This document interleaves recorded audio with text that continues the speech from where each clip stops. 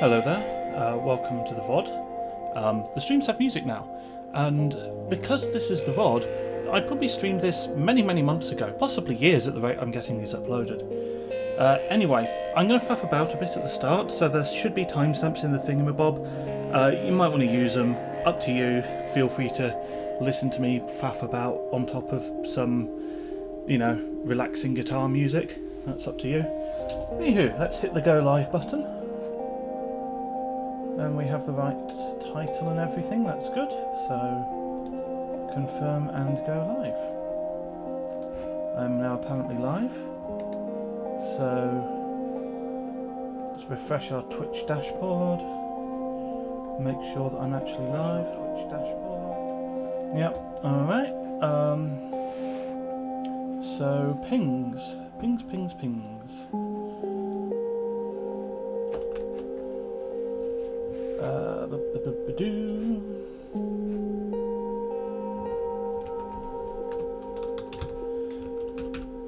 everyone. Boop. And hardware bot server, don't ping everyone. Alrighty. Hello, Alex. Yes, I have music now. Hopefully the volume levels are okay. It's very much the opposite of Buildzoid's music.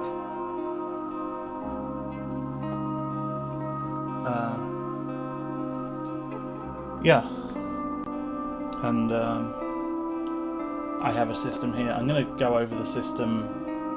There's not much to say about it, but I'll go over it once I've been live for a few minutes and people have had a chance to join. Hey, Infinity. Hey, don't die too fast. I'm guessing that's Gavin Seal. Good to see you. A bit loud, you say? Alright. Okay. Hopefully that's better.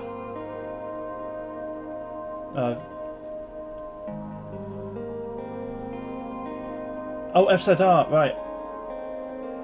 Wait. Right, yeah, okay. There's a British overclocker who goes by Seal Too Fast. So I saw Too Fast. Right, yeah, of course, FZR. Right. I do remember who you are, just momentary brain fart. Yeah.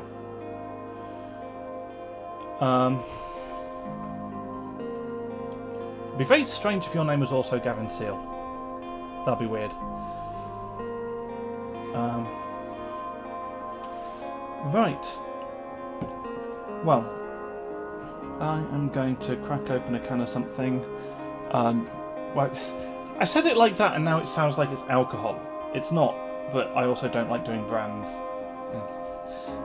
That. Just while I wait for people to show up. And then we can get into it.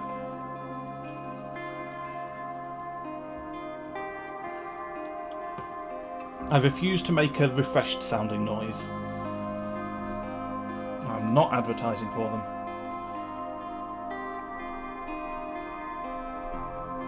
Alex says, what was up with the first 20-second stream? What first 20-second stream? I did a couple of test recordings to see how the music was. Did one of them accidentally go live?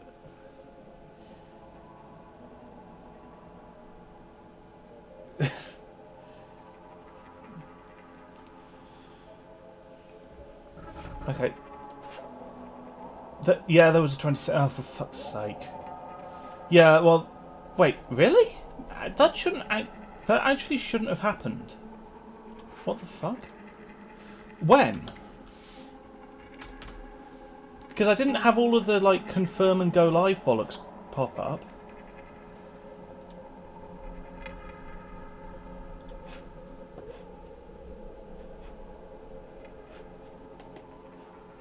Just before stream. Oh, that's weird. Oh, I don't know what's up with that then. That is weird. Deeper asks P35. No, it's actually P45. I have kept my rig command up to date for once.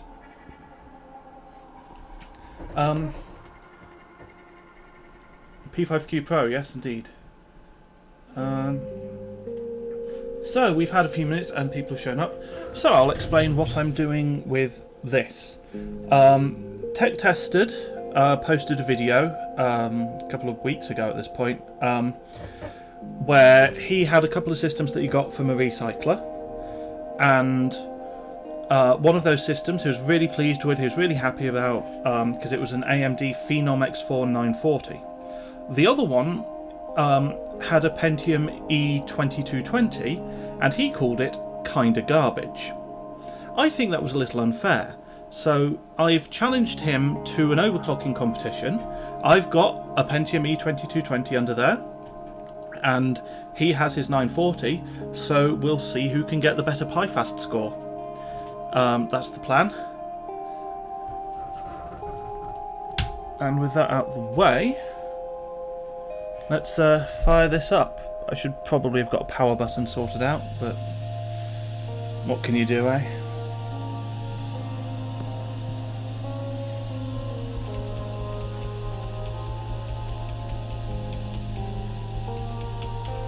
Come on.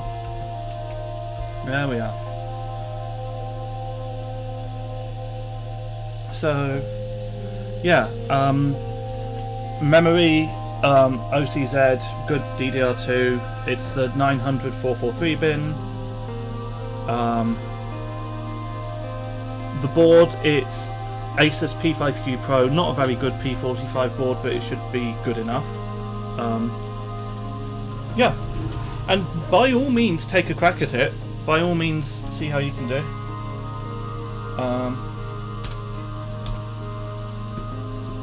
Right. The CMOS battery on this is dead, so I just have to re-enter nope, nope, nope, nope, and nope. And nope. Right. Let's go.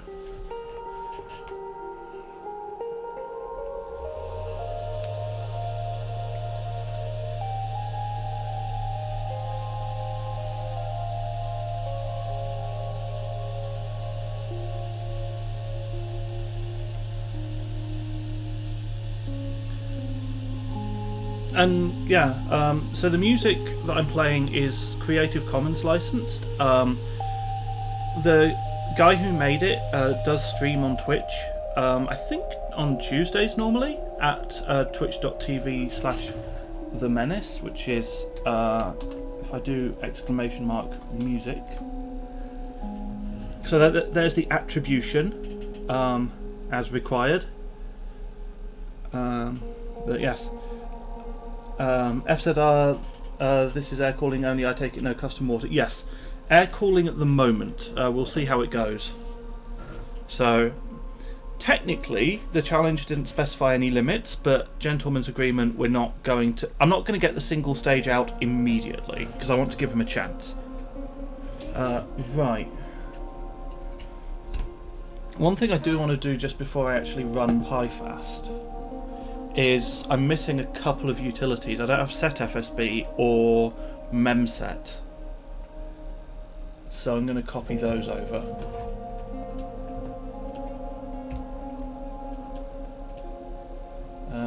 Let's put them in documents.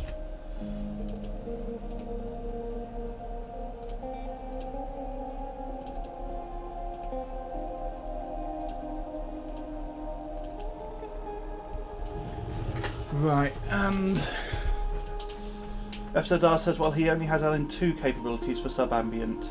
He's done dry ice before, and he's done chilled water as well, both using ice and using dry ice. So he's got options, but we'll see. I don't know if this is going to end with me having to get LN2 as well. We'll see. Right, where the hell is the PLL on this?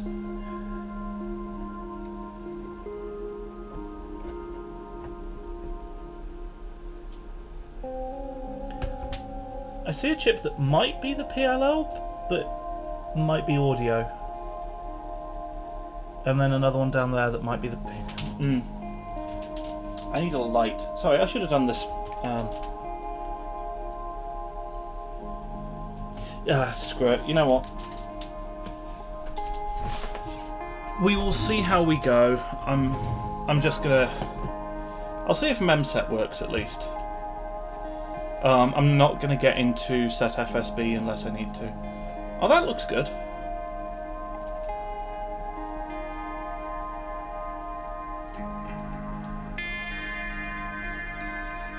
So, can we actually set things? We can! Excellent! So memset is working. That's nice. Well, that might be fun. Okay.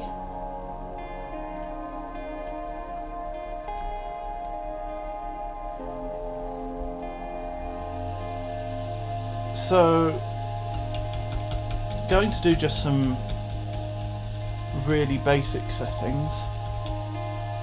I don't have any overclock applied at the moment, Deeper, so the memory is stock right now. But I don't think it's at that strap.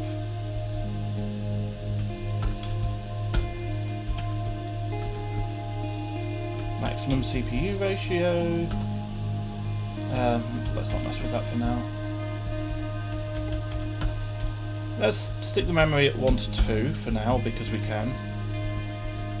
And it should work at 443 because it's rated for that at even higher speeds. 2.2 volts should, I think, be plenty for that. What else? I'm not used to these old Asus BIOSes. C1 eSport disabled, disabled, right. That should be good enough to get a stock run.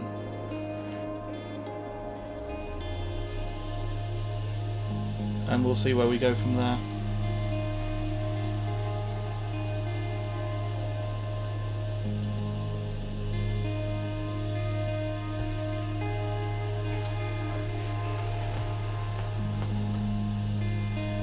Because, you know, you've got to get a baseline, right? I think, I mean, we'll see, but I wouldn't be surprised if I can get a 50% overclock right away. But I want the baseline first. I'm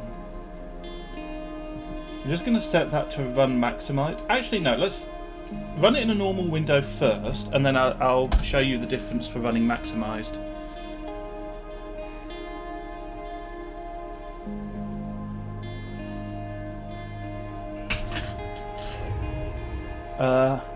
Alex asks, Kahoo mean test just hit 2000%. Do I call it daily stable? I think they might have an article about that.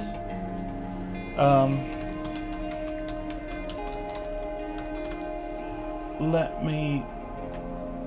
Okay, apparently Kahoo is a brand of shoes. And those shoes, because they're running shoes, do stability related things. That's not helpful. Ah, RAM test, yeah. FAQ... how much coverage is enough?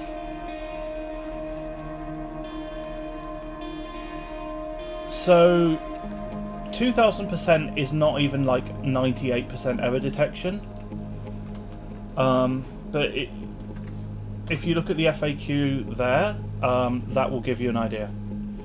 Right, so that was 42.8 seconds.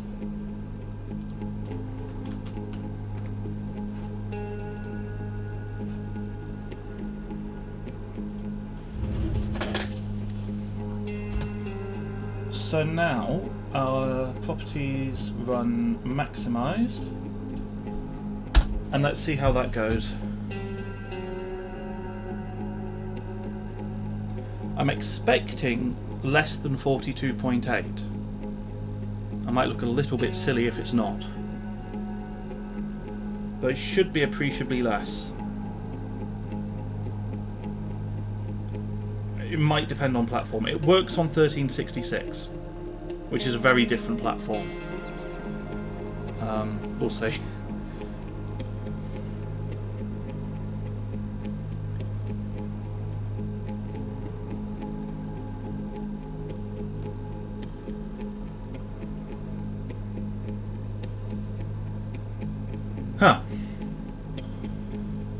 That was 0.01 seconds slower.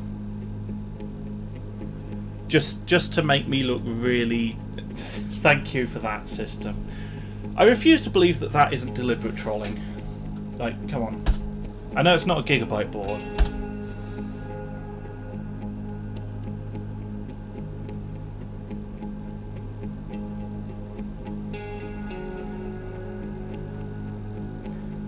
If this isn't faster either, then I'm going to go back to running in a normal window.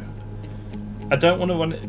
I don't want to run it minimised because, like, it would be nice to actually see what's going on, especially with the stream and everything. So, yeah.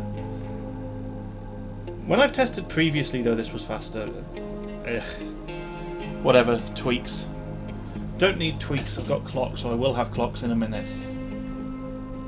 Come on, come on. Bah! Bah, I tell you. Right, fine.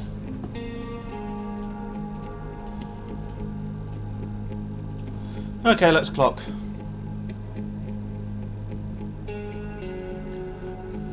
Alex says 64 gig RAM takes forever to stress test, but this is better than before when I ran 20% and got errors. Yeah.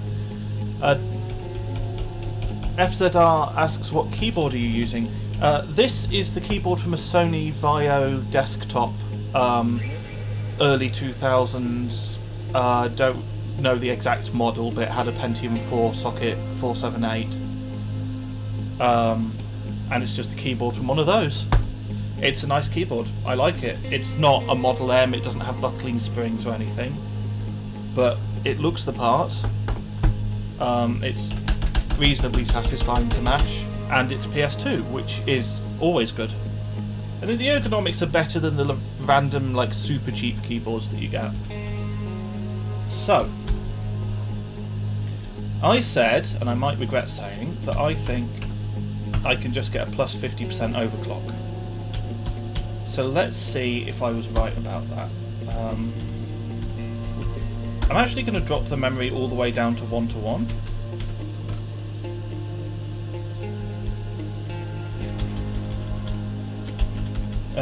CPU voltage. Yeah, it's only a Pentium, that'll be fine. FSB termination, let's go a bit higher on that.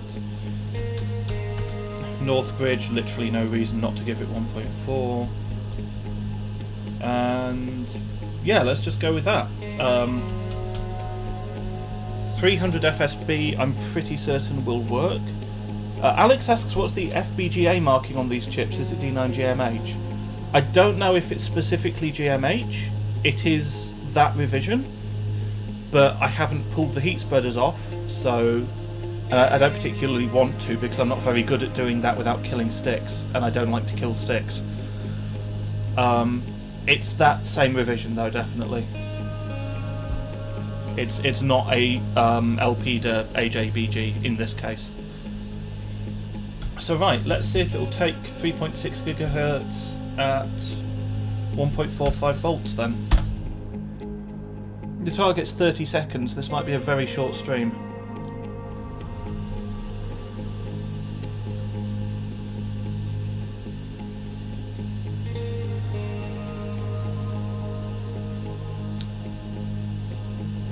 That's not promising. 88 is not promising.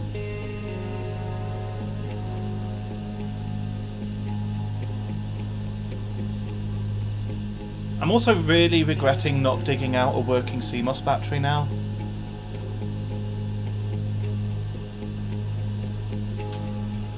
Oh well.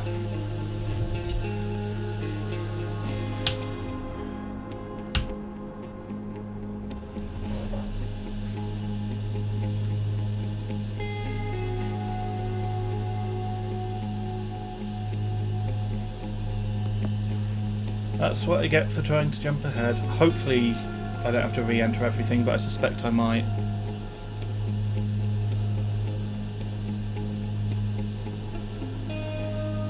Yep. Well, at least it's easy to clear CMOS. I should probably max the fans out while I'm here. the fans are already fine.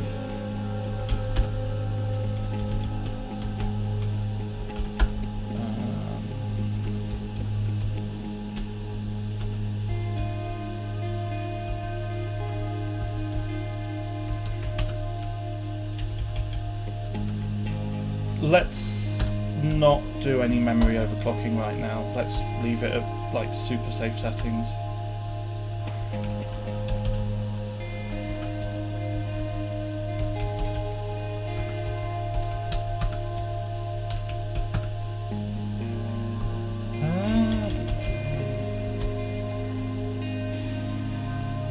Yeah, that should be fine.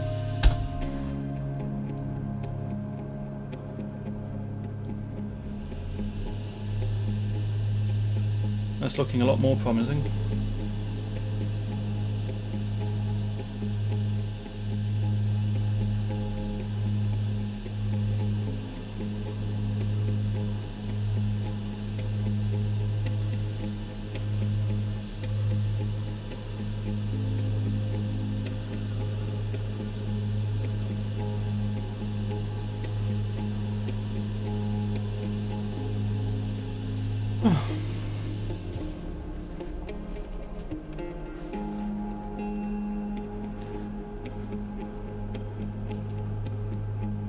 So that presumably is booted up. I mean, it's still plus 25%, it's still 3 gigahertz.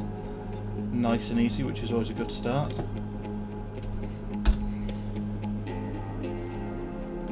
So we'll see what that gets. The memory is super slow right now, because we're just doing core.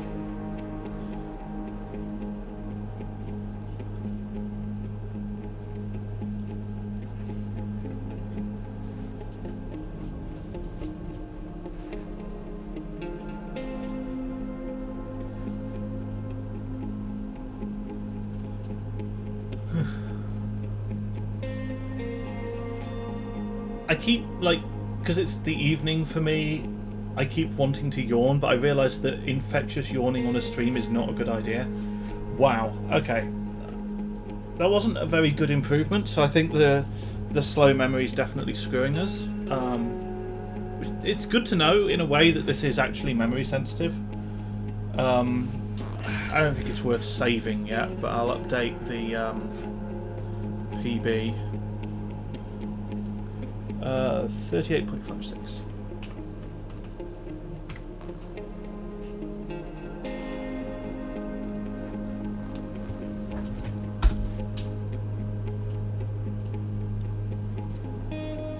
Right.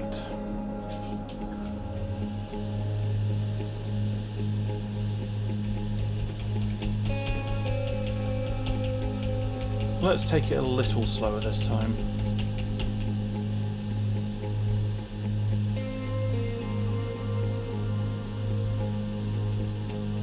How's everyone doing today, by the way?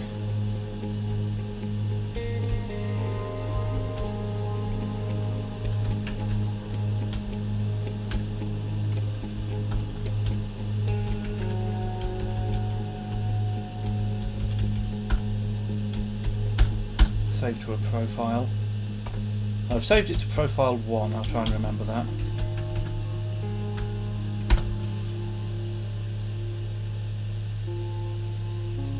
Well, that's booting. It's always a good start.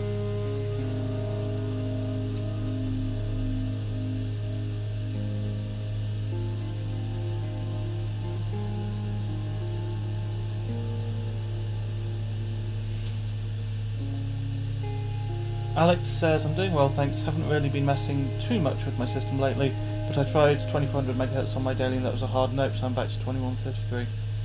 Fair enough. Yeah, that's... are you running, like, 8 DIMMs?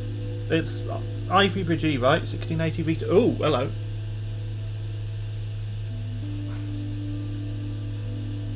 Machine check exception. Okay. Right.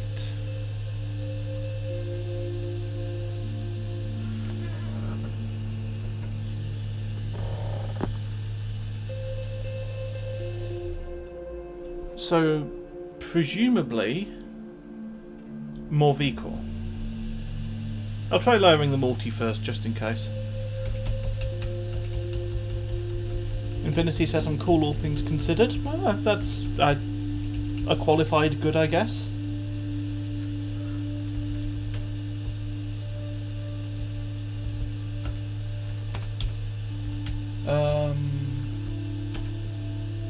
Right, let's try that at minimum ratio.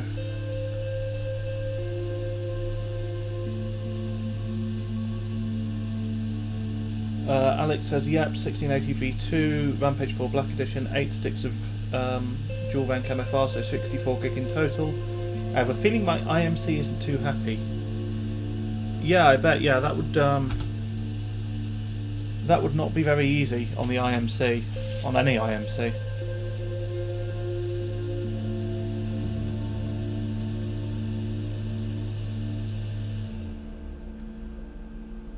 I mean, 2133 is pretty decent, to be fair.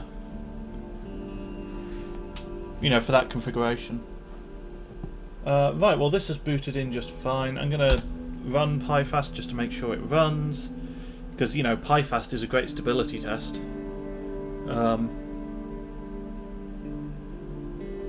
So now we know it's, well, it's either vCore or cooling, to be fair. One of the two.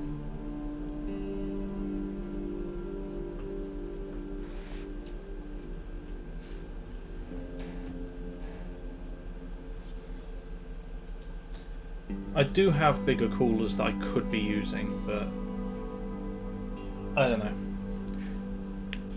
A smaller cooler felt appropriate, really. I don't know how hot it's getting. I'll check in hardware monitor in the BIOS, because it's not idling, so that will give me a fair idea.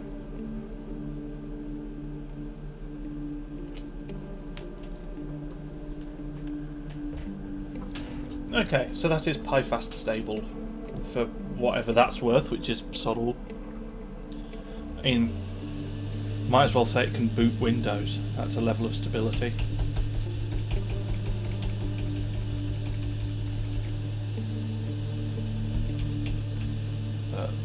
We're not going to get very far if it can't even run this overclock, so we'll see. What am I looking for? I'm looking for hardware monitor. Where's hardware monitor? There it is.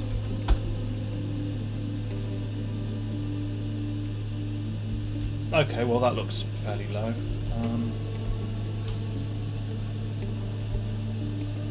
Let's push up vCore a little bit more.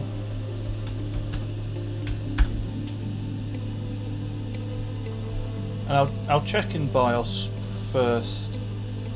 I mean, it's obviously it is idle temperature, but these chips, especially with everything disabled, they do idle on the warm side. So I'm hoping that gives us a bit of an indication of whether I'm likely to be overwhelming the cooling at all.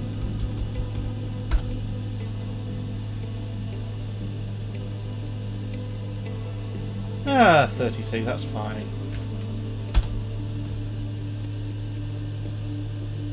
So the real temperature probably a lot higher. I mean, under load is going to be higher than that, but hopefully not by a million miles.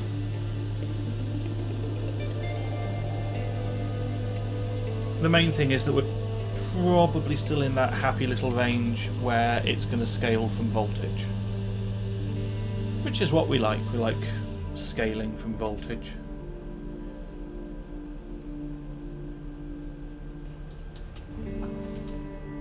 And sure enough, we're in Windows this time.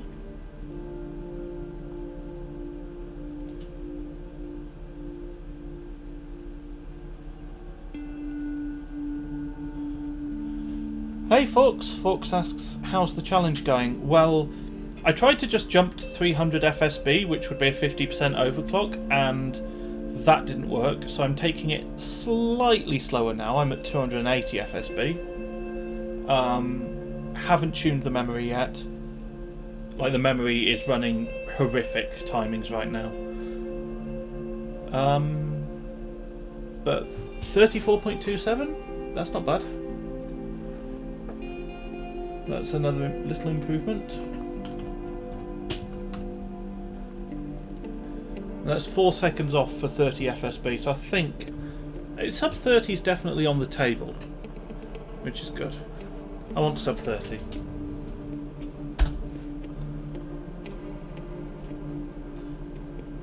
Okay, I'm annoyed by this new program's installed. Let's get rid of that.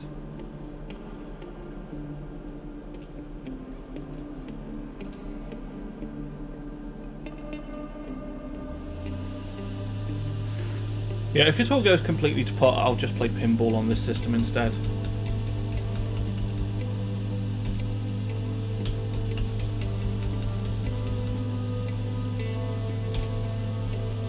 I shouldn't have said that because now I'm tempted. Does Twitch have a category for that pinball game? It must do. Anyway. So...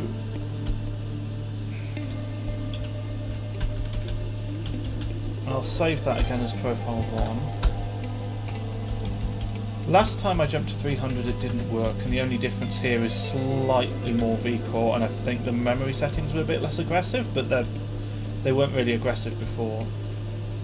I don't know if it's going to work at 1.5, it probably won't.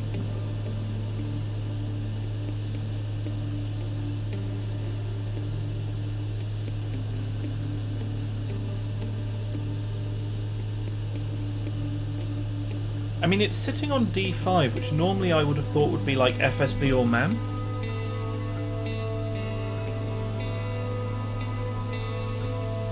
No, I'm going to have to... Oh, no, there it goes, there it goes. Okay, good. Don't have to clear the CMOS. Oh. Come on, stay with me. Oh, GPU fan's stuck.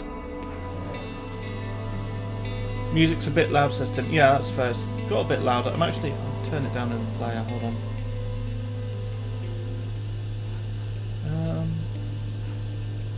How's that? Is that alright?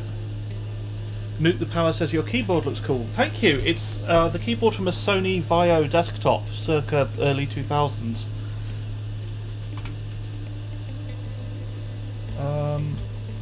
Right. Well, I'm fairly sure it just needs more VCore. Tim says perfect. Thank you.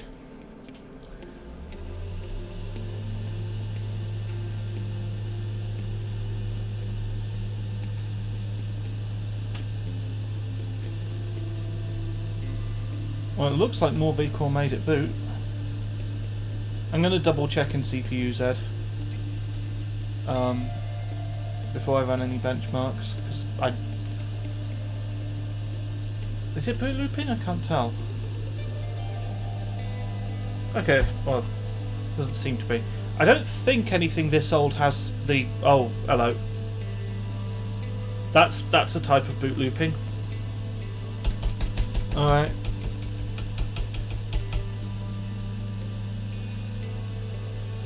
Please be stable enough for BIOS.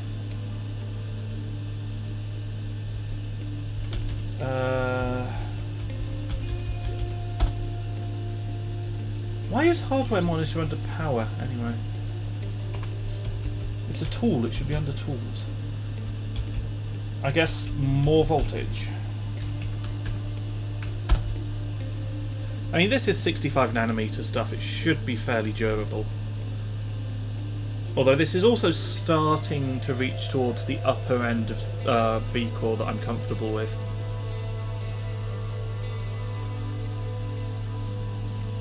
We'll see.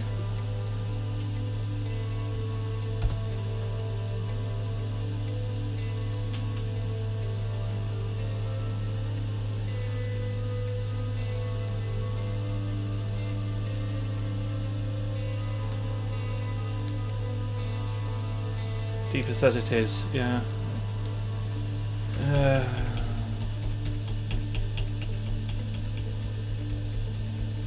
I don't really want to back off. I'm not going to go much higher on voltage than that though.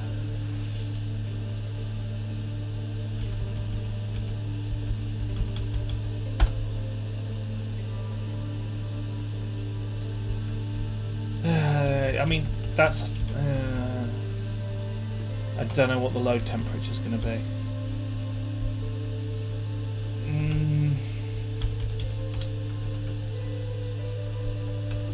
I'll nudge it up a tiny bit and we'll see if that helps at all. That gives us a good indication of how the temperature's doing, is just if the voltage makes it better or worse. I'm fairly sure the fact that it's struggling at these clocks means that it's not a very good chip. Or at least it's definitely not like a really good chip. Which is something. What's it doing now?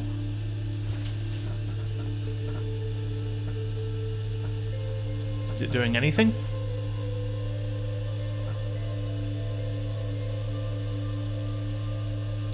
Yeah, that's not working, is it?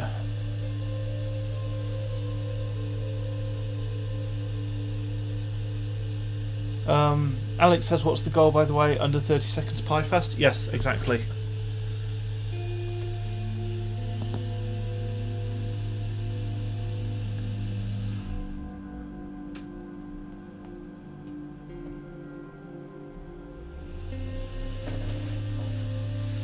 Oh yeah, I've got some new emotes in the works, by the way. I'll post about them on the Discord. But I've actually got a few ideas.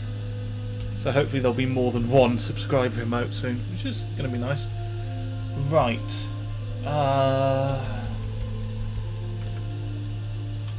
Yeah, I'm just going to nudge the voltage up another hair and see how that does. And then if that still doesn't boot into Windows, then I'm going to go back to 1.6 and back off on clocks a little.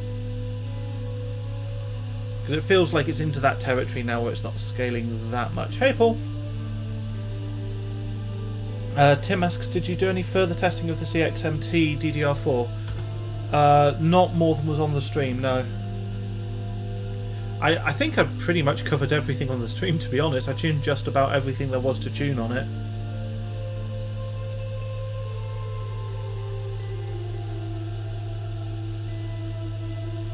That's frozen, hasn't it?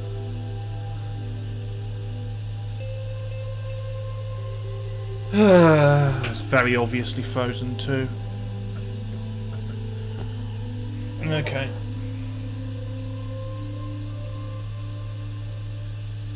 Well, we're going to have to back off. We're not going to get the 50% overclock, which is... I'm not happy about that. To be honest. But, oh well.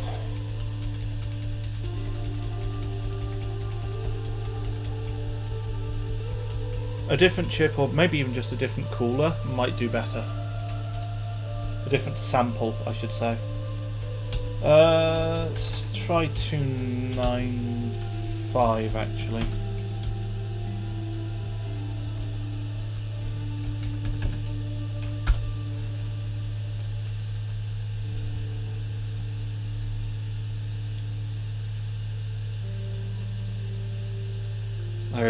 I don't want to lose that much clock. And then we'll have to see about memory clock. Because my options are either I'm doing like 600 is really slow, even for DDR2.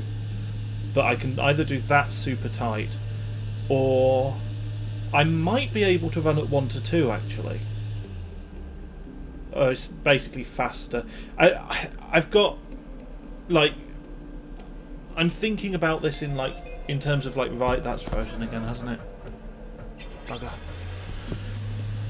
I'm thinking about this in Ryzen terms, but yeah. Nuke the Power says different multi maybe. That's probably a good idea, yeah. More FSB is more efficient. Yeah.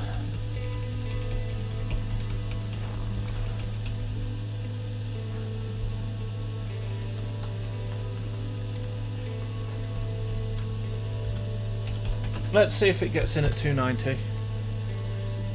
And then I can try maybe 350 base clock times 10, because I think 290 by 12 is 3480 megahertz. So 350 by 10 would be just a hair higher than that.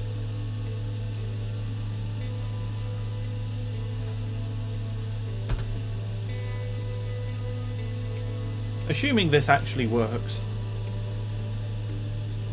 But yeah, I don't know. I don't know why. I'm just thinking in terms of Ryzen and like one-to-one sync and everything being good, which I'm not sure is actually the case for 775. I think there was definitely something about it, like Intel were talking about running FSB one-to-one with memory, but I think that was in the era when like memory tended to be run faster than FSB, and it was about saying, well, we're getting the FSB speed up. So I'm not sure if there was actually a significant latency advantage, or if it was just we're getting the FSB speed up.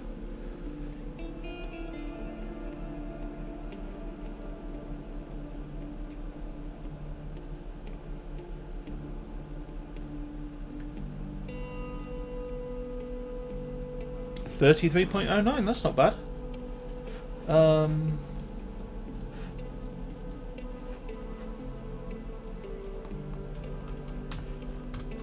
Let's update the title. I'm going to save that.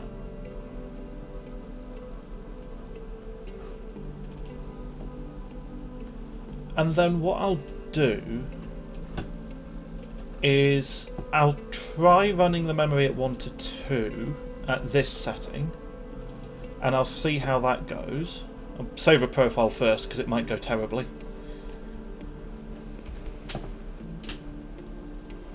I need to pin paint.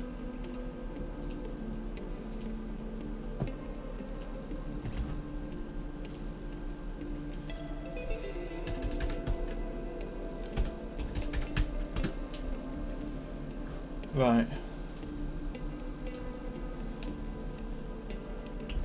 So we'll see if that works. Because that would be a very significant push on the memory speed. If it works, which is a really big if.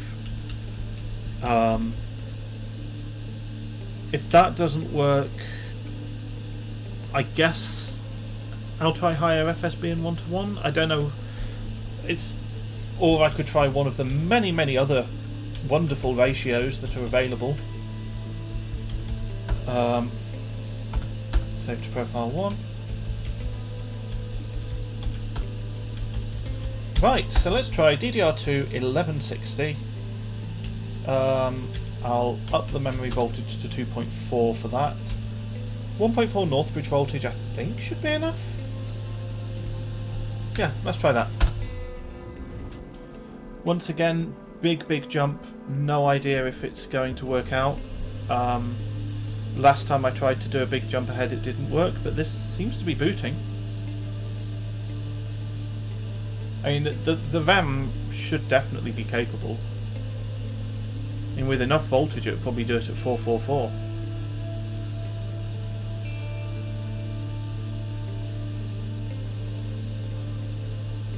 Is LLC on or off when auto? Asks the Nuke the Power. I have no idea, to be honest.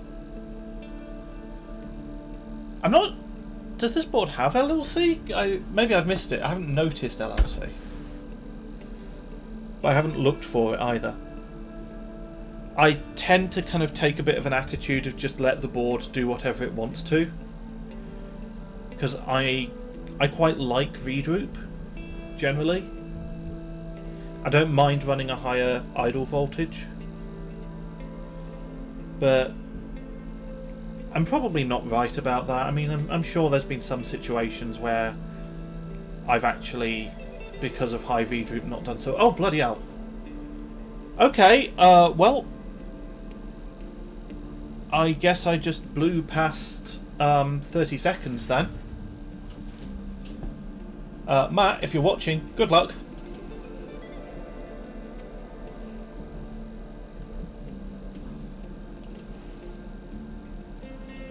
I'm going to try and get more of the CPU Z tabs down here so that they're not under the cameras. Under the cameras, that's correct.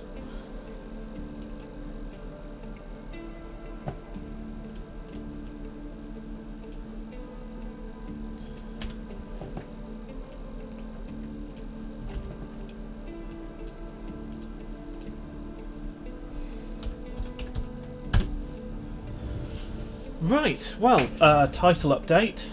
I'm not going to change the target. I'm very happy just leaving it as I've already beaten my target. 29.69. Nice. But yeah, we're now, because we're close to the limit on core, we're now entering the bit where it's a little bit more difficult.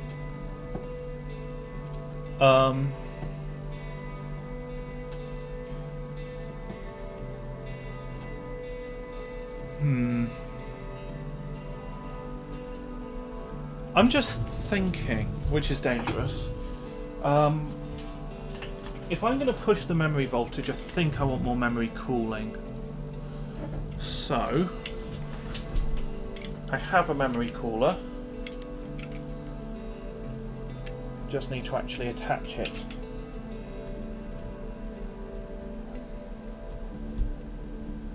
Is that attached? That's attached enough.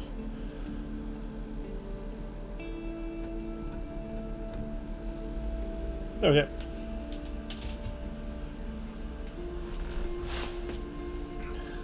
FZR asks, any rhyme or reason on E2220 versus the 940? Yes. Yeah, so Tech Tested recently put up a video. In fact, let me find the video and I'll link it for people to watch later. He put up a video where he had a couple of systems that he got from a recycler. Paul didn't see you running the RAM in SLI. Yeah.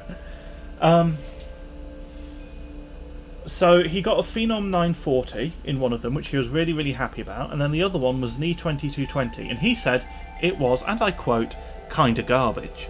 I took exception to this because I quite like the Allendale Pentiums, so I challenged him to an overclocking competition, where I'm representing the kinda garbage E2220, and he can represent the Phenom 940 that he thinks is so great in the benchmark that I chose. So yes, I imagine whatever score I get, there will be a riposte from him at some point. In fact, I should, if you want to find out when there is one, he has a Twitch channel which you can follow there. But yes, we'll see how it goes. We'll see how it goes. Ah, that's frozen, hasn't it? Yes. Okay. Oh, Task Manager still works. Okay. Sure. Okay, the system is not, it's PiFast stable, but it's not idle stable. That's fine.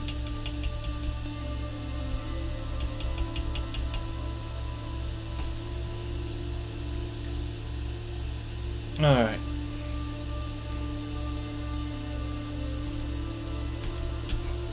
So yeah, definitely need to save a profile because this is pushing it now. But I'm going to try and tighten memory timings. I'll try 454 first. I'm not sure whether it's going to like CAS latency or raster CAS lower, but we'll find out.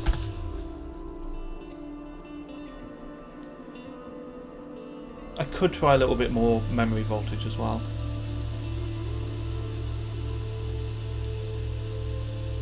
No postcode at all is not a particularly good sign.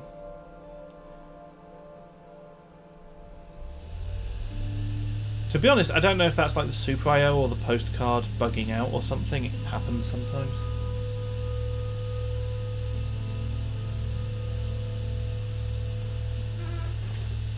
I have a different postcard. I'll swap postcard. hopefully it's about the same height, isn't it? It should fit in shot. Yeah, that's going to fit the same. Right. It's a good thing I saved a profile, because wait for the power LED to go out. There we go.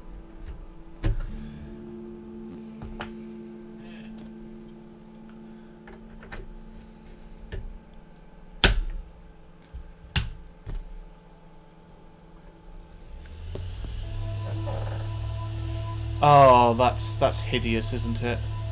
That's barely legible. Yeah. Okay, screw that. That does not work on stream.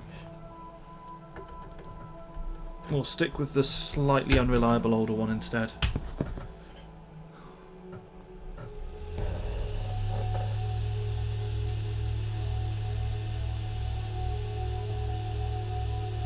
Might work better with a slightly different camera angle or something, I don't know.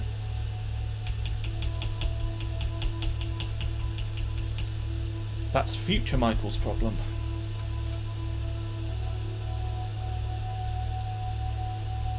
Alright. OC profile, load. And there's all my settings. Excellent. Let's just try 554. That has a better chance of working. Especially as the RAM's rated for 900 443. So it's not really much more aggressive than what it's rated for.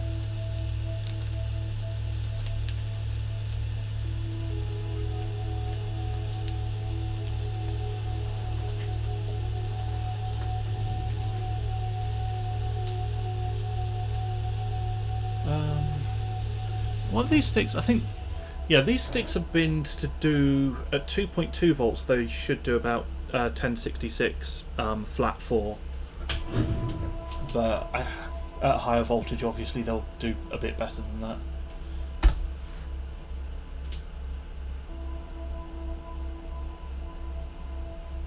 Right, well, so this is just with the tightened TRP. Let's see how it goes. What I might do actually, once I've saved the result from this, is I'll just use memset rather than restart and just see if tightening TRCD with that takes. Okay, that's 29.66, whereas previously it was 29.69. So I'm not going to bother to save that, because I'm willing to lose 30 milliseconds to have my score say 69 at the end.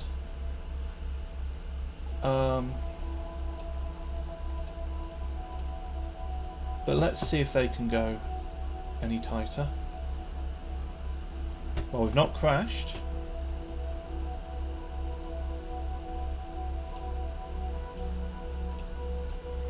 So let's run it again with the tightened RCD and let's see if it runs.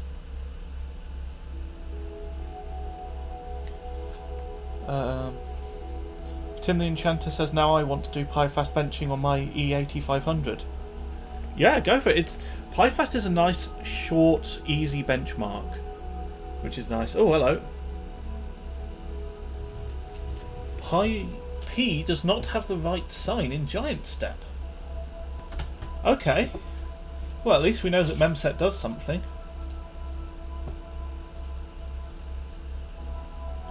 Can we change CAS latency with this? No, we can't. Okay. I didn't think we could, but I'm still disappointed. Can we change something else while we're here? Ooh, what about performance level? So performance level, to my understanding, is kind of an internal chipset timing, effectively. It's a bit like RTLs on like DDR3 and 4. That's all I know about it. As far as I know, lower is better. So let's try performance level of 5. It's not going to show up in CPU Z, but I'm just... Yeah, still there. Okay, let's try that. Nuke the Power asks, do you have an X48 board? Oh, that's really unstable. I do actually have an X48 board. Yeah, not a. I have DDR3, and the challenge is DDR2 only. And then I do have a DDR2 one, but it's not working at the minute. I know X48 is supposed to generally score a little bit better.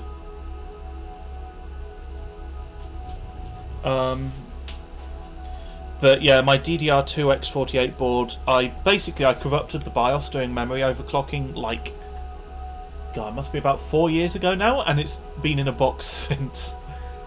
So I need to fix that. It's a LAN party as well.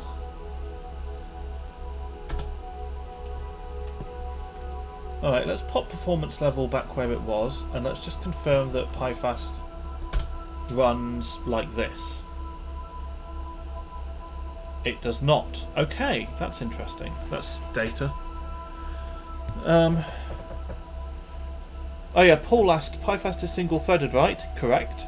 And it cares a lot about RAM. It seems to care enough about RAM, for sure. You know, I mean, memory sensitivity is going to vary always, depending on the benchmark, depending on the hardware as well. But it does care, yes.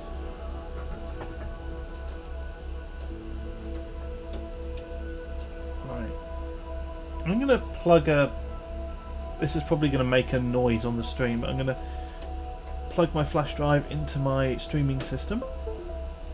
That wasn't too loud, I don't think.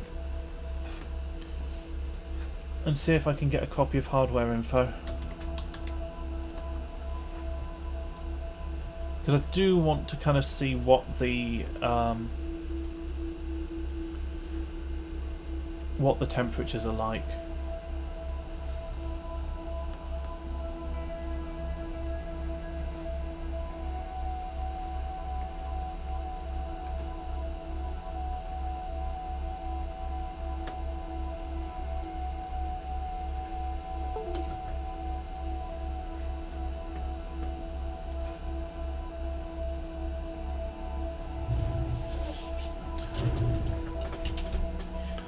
Forks says, I think PiFast memory varies by platform. 10900K didn't. Yeah, that makes sense. The bigger the cache, the less likely you are to ever hit the memory. Should I be installing hardware info while I'm not PiFast stable? No, I shouldn't. In fact, what I'm going to do is I'm going to just hit reset. And I'm just going to take, I don't know, 30 megahertz off the FSB or something.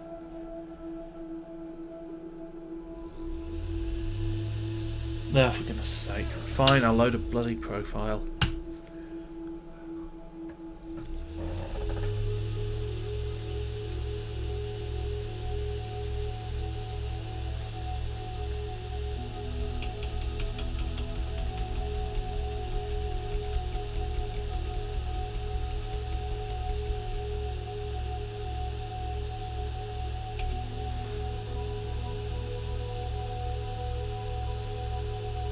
Right. Actually, I could just... Well, I mean, the whole point is to see what the profile is behaving like.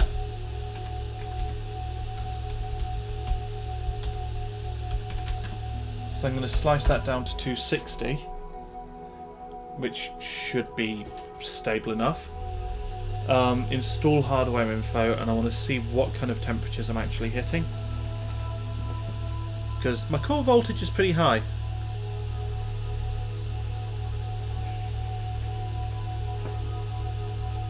Obviously, slicing sort of 10% off of clocks is going to slice 10% off of heat, roughly.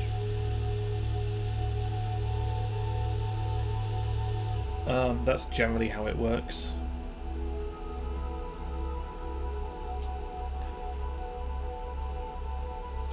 Fox says 7.2 XMP Auto beats 7.1 48C14 in your experience.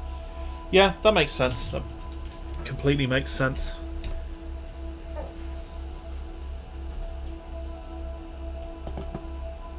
Right. Let's install hardware info. Sensors only.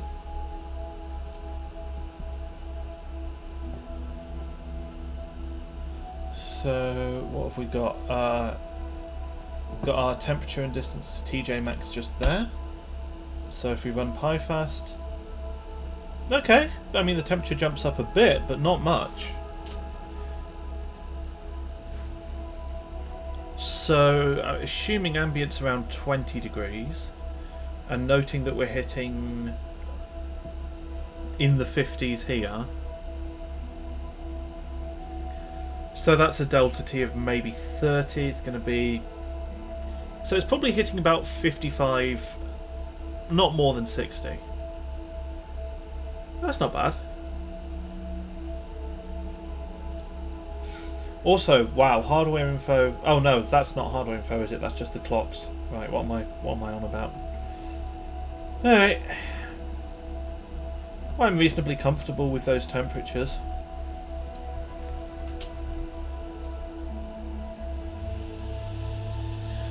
Forks says, I wonder what the threshold is for cache. That'd be interesting, I'm not sure. I assume that there's some kind of like profiling software that you could use to monitor that. Especially on Intel, but I'm not sure.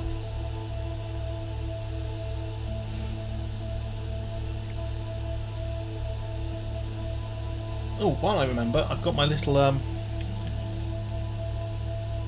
Oh, that's much too big, isn't it?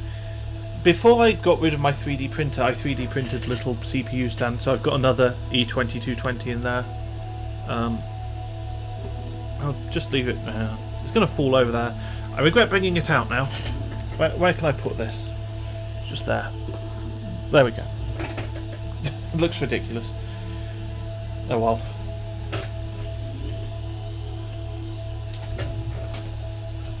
Yeah, that doesn't really work, does it? Camera's at too steep an angle.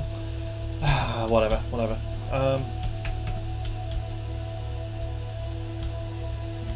Now, this is the bit where I have to admit that I know absolutely nothing about DDR2 timings.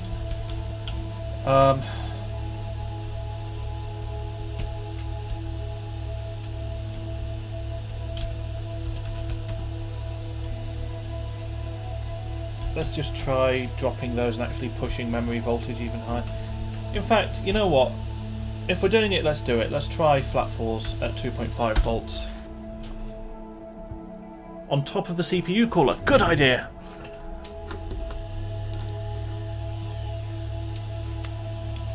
That's going to be the extra couple of grams of mounting pressure that make the difference.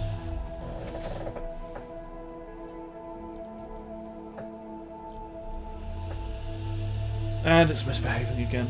For fuck's sake.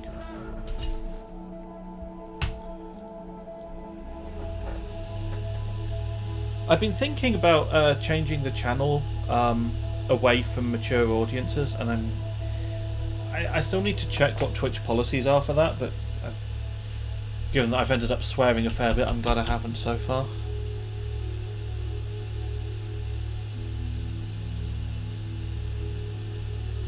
Also, I'm not sure if I would want a lot of immature audiences in the stream anyway. Well, I suppose the kind of person who's actually interested in overclocking isn't going to be that bad. I don't know. I was annoying as fuck when I was 17.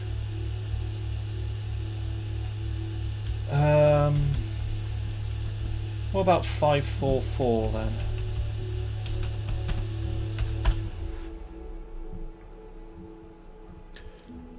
The thing is that when no postcode comes up at all, I'm not sure if that's actually that it doesn't like the settings or if it's just the board bugging out.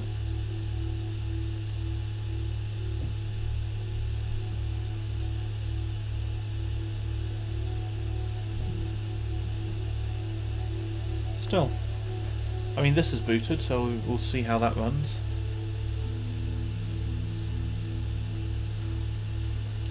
So we did the tighter TRP already, so this is the tighter TRCD as well.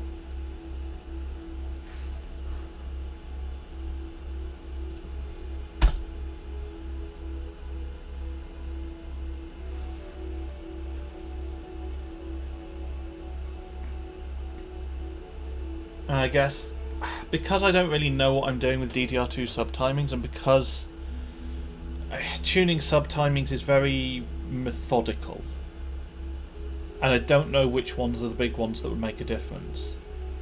I mean, what do people think? Would people be interested in watching me just poking subtimings? My inclination is not to get into it on stream. Okay, well that ran successfully, but it's only shaved off another few milliseconds, basically. I don't feel like that's worth saving.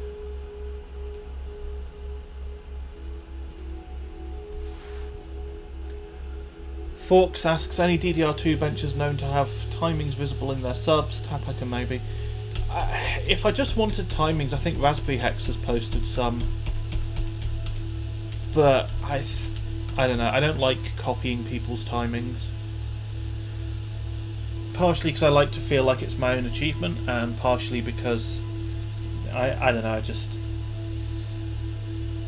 I'm not showing the process if I do it off stream, but like I want to feel like I understand what I'm doing. I want to understand everything. So what I said I was going to do was I was going to do 350. DDR2 14. I actually think DDR2 1400 has a non-zero chance of working.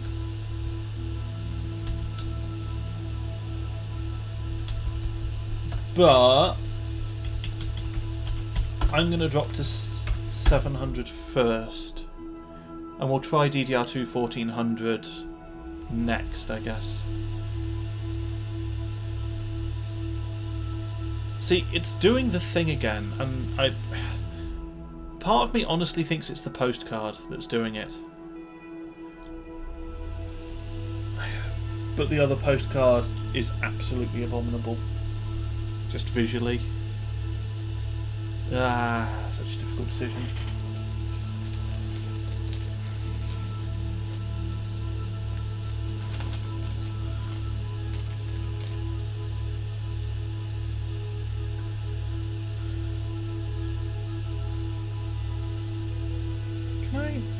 The other postcard has, it looks like it's got a bit of a kind of film over the display that might make it less abominable, but it's also not really peeling.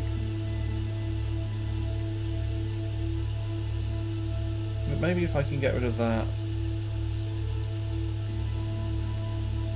which I appreciate is happening off camera. I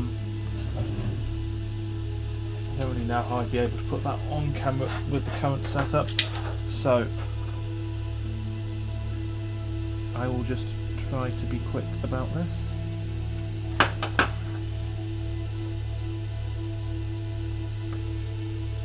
Hey! I have peeled a peel. Right. Maybe that helps. Come on. Come on.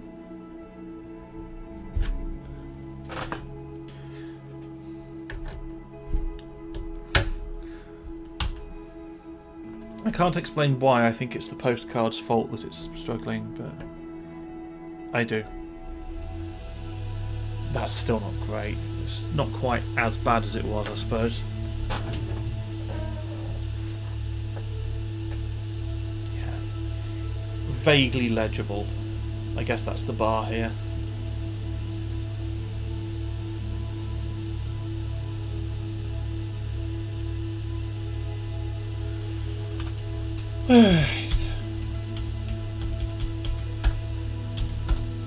I'm going to try that again to see if it was just the board sort of bugging out.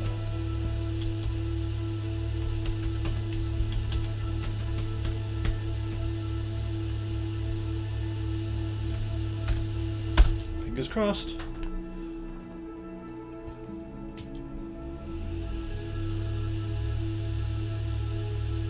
Well, I've actually got a postcode this time, so that's a good start.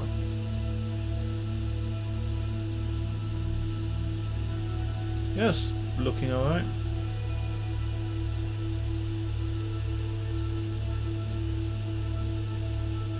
Actually, I wonder if I...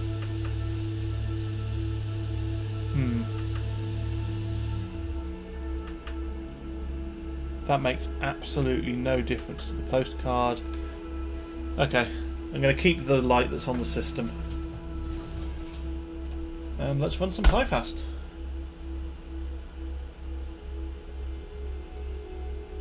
So this is slow memory again, but we're at 350 FSB.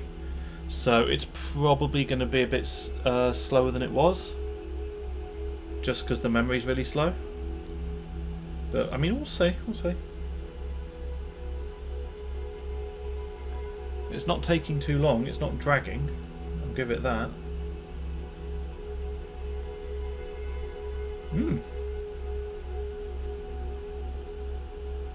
Yeah. Okay. Not bad. It's kind of, in a weird way, it's quite good to know. Let's send that to a desktop. Like, it's good to know that the actual memory matters as well as the FSB. I mean, I guess we already did know that. I'm just going to run that again just to see how the temperatures are doing.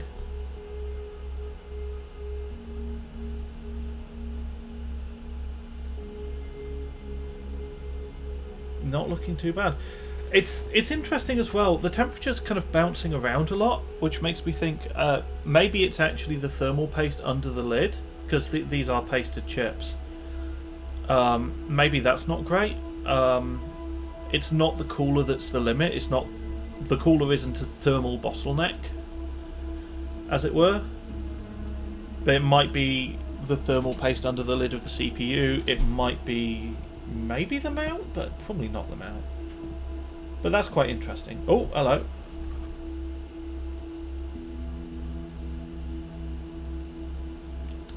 Okay, so not that stable. It is PiFast.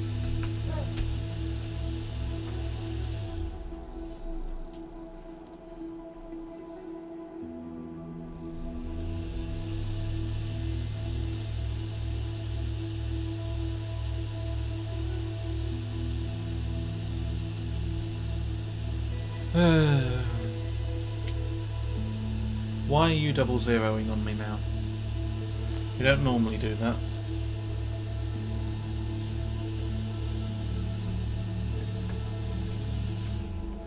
Come on, I really don't want to have to clear CMOS.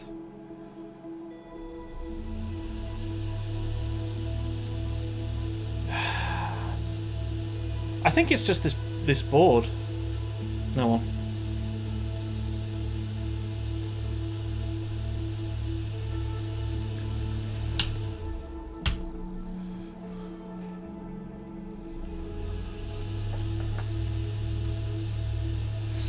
What I'll have to do is I'll have to get a different board for the next stream, I think. The main reason I'm using this one, well, there's two reasons. The first is it was literally physically the nearest, like it was the one at the top of the box of boards. The second reason is that I did check and it was capable of doing 400 FSB, at least booting it, with this chip. And the third reason of the two reasons is that when I picked it up, it literally already had an E2220 in it. And that's the chip that I'm using.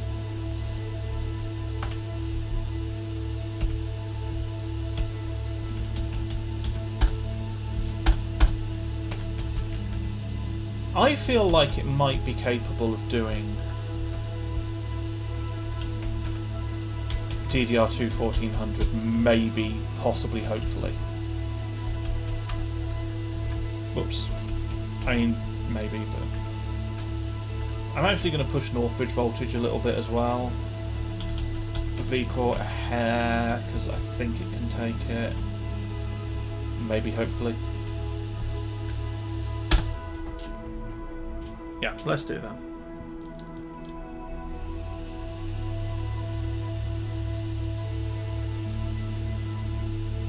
That looks like it's booting.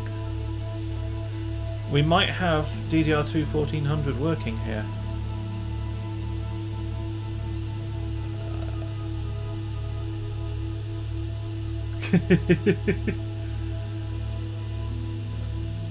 I've spoken too soon, I think. got some way through posting, but it's clearly not stable. But yeah, Nuke the Power says 1400. What the fuck? Yeah. It's worth mentioning. So there's a couple of different DDR2 PCBs. The conventional wisdom is that only the ballistics PCB is good at high frequency, but that's wrong. It's just that the other PCB that's also good at high frequency is quite rare. But some OCZ kits use it. These sticks use it, for example. I forget, it's like the JDEC revision it's called something like J0 or K0 or something. SLI or GMH, right? These ones are. It's actually, the outer stick is SLI and then the inner stick is platinum, but they're both rated for 900 443, and they're each on a one of them's black, the other one's green PCB, but they're both on the high megahertz JDEC layout. So as far as I know, no frequency wall, at least no known frequency wall. This isn't going well. I could maybe try the 11x multi, because if it posted 1400, yeah. Or I could just try more VMem. These aren't my best sticks, so I'm not too worried about them.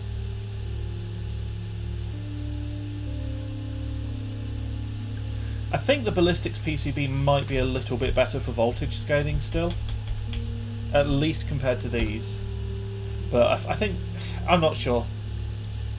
It's not very well explored. Alex asks, what's your best DDR2? So these sticks are binned for, well, the SLI one technically I haven't binned properly, but it's about the same. The inner one is binned for 1070 at 444 2.2 volts 32M, whereas my best stick is over 1100 at 444 2.2 volts, and that's a ballistics, and I've got a lot of unbinned ones as well.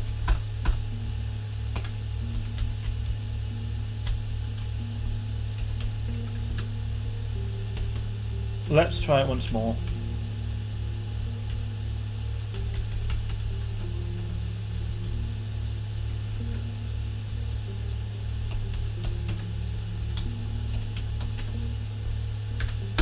Going really ham on the memory voltage here, but I mean, I really want that DDR2 1400 flex, to be fair. That would be fun. That'd be nice. The fact that it's posting it at all is cool in itself.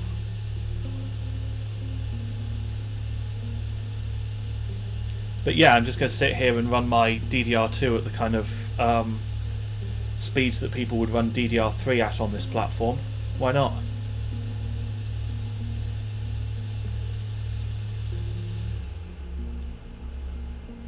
Oh, there's a bit of a stutter there, but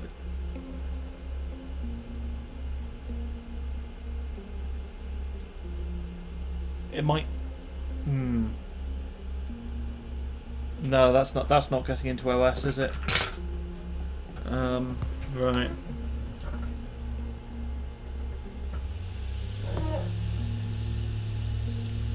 Okay. I really want that high megahertz DDR2 flex, but as far as I know, it's not going to scale very well with voltage above this point. I could try even more Northbridge voltage. It's not as if I'm very fond of this board.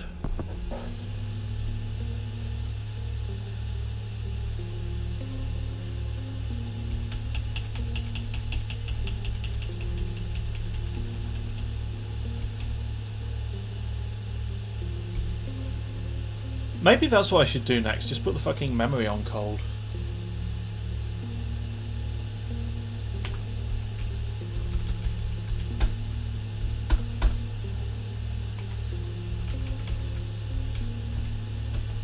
One more try. So what I'm going to do this time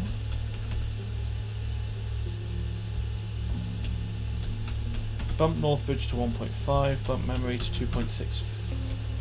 I was going to say 2.65, but sure.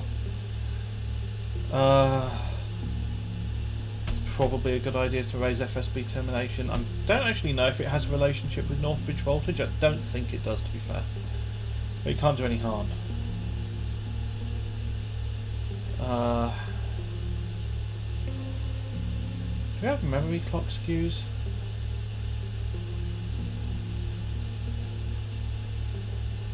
We do not. And oh yeah, there's LLC, right.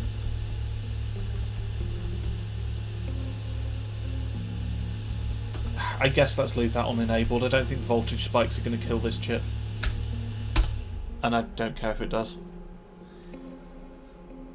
Come on, DDR2 1400. Come on. I have some single rank sticks that are a lot better. They might be able to do it.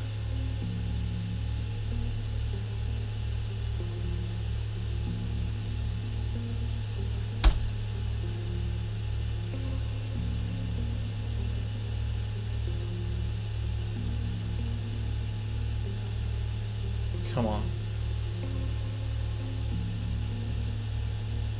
I think that's okay. It's just that the keyboard LED's flashed, so it's just initializing something. That's not worked, has it?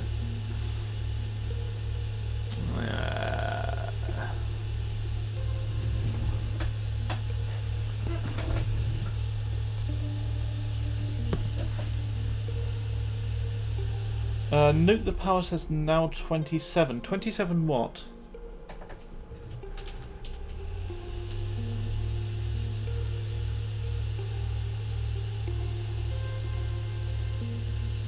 Oh, seconds.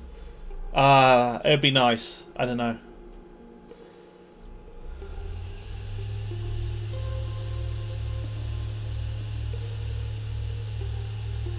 I really don't want to have to clear CMOS again.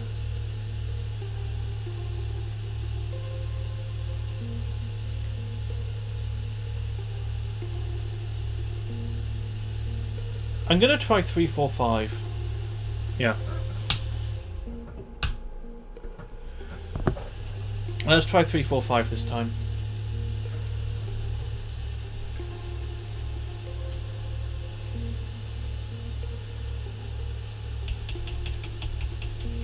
Which is not going to be that magic DDR2 1400, sadly.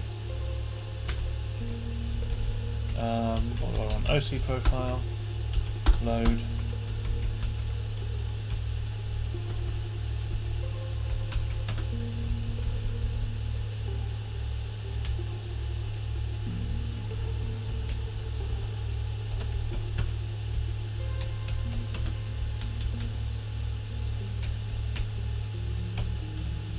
Wait, no, not GTL. That's fine.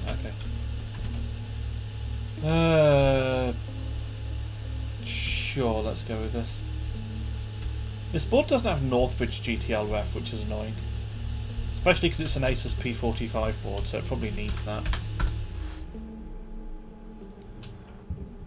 But I don't think we're going high. And as I said before, I've done 400 FSB on this board. With this chip, in this setup.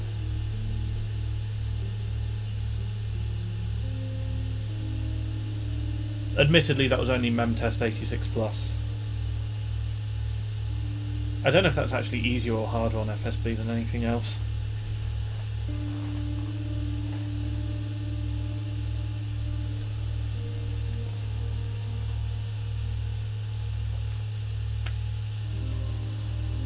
Come on. Is this just going to freeze on Express Gate?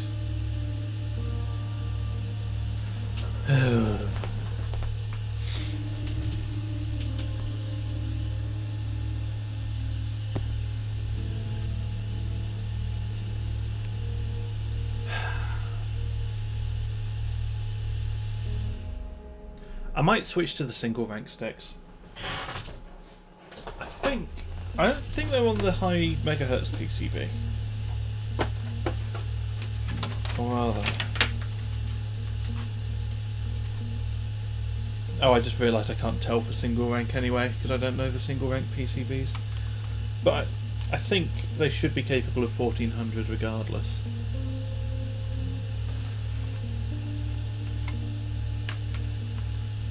Alright, you know what? I'm doing it.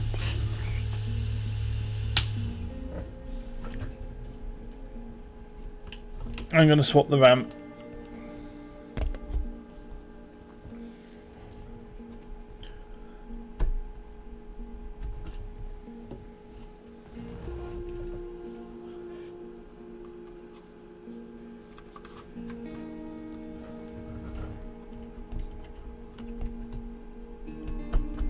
There we go.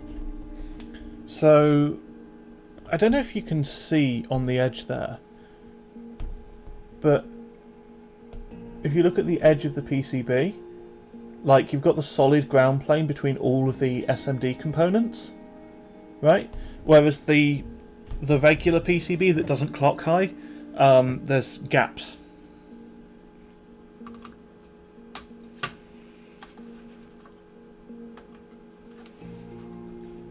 I don't... Is that an example? Yeah, okay, there's an example.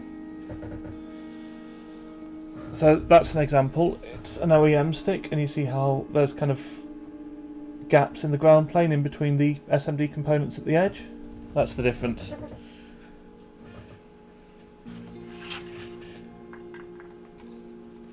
Hey, Tech Tested. That's alright, I'm just trying to get DDR2 1400 working. It's giving me a bit of trouble, but I'll get there.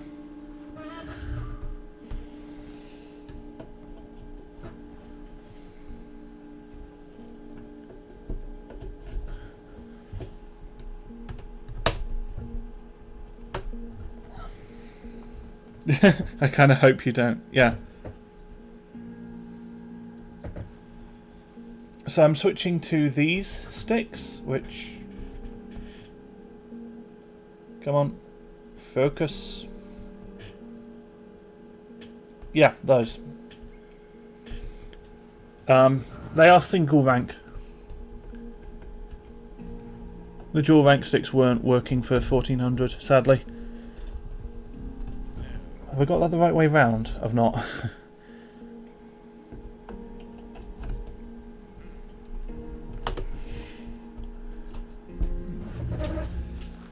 Right. Get the cooler back on. But yeah, these sticks are definitely better bins, so they should have a better chance of it.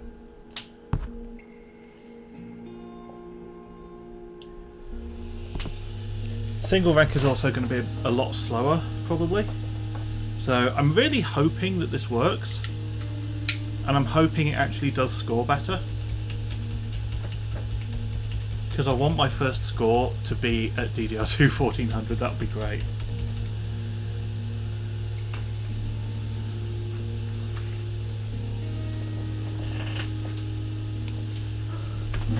Okay. Will it let me just load up the overclocking profile, given that it's on different RAM? Yeah, it will. Okay, excellent.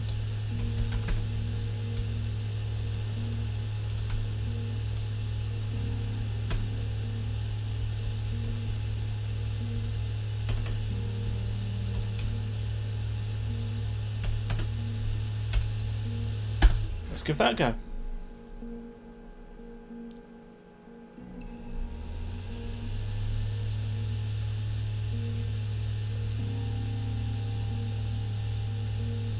Well, that's a new postcode.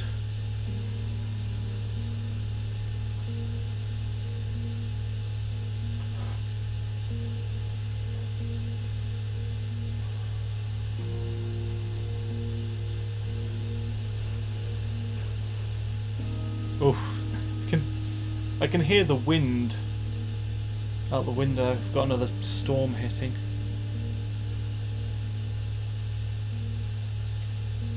Tech Tested says, well, I see my cooler is significantly beefier than yours, so that might be my saving grace. Yes, it also needs to be.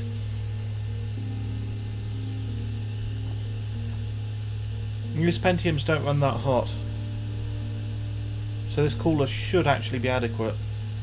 Should.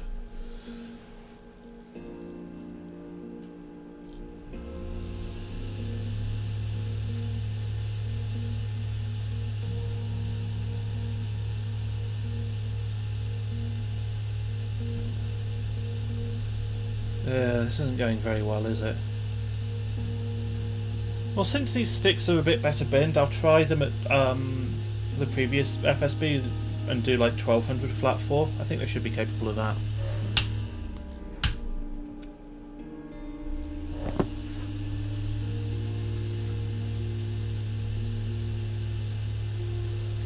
Infinity says here it was plane noises non-stop all day.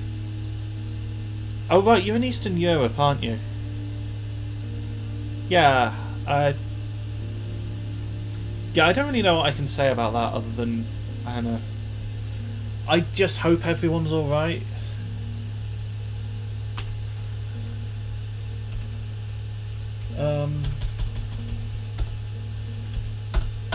Let's just check if it actually loads the profile and runs it properly at all.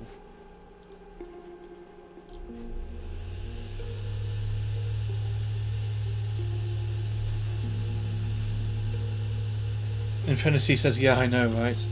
Yeah.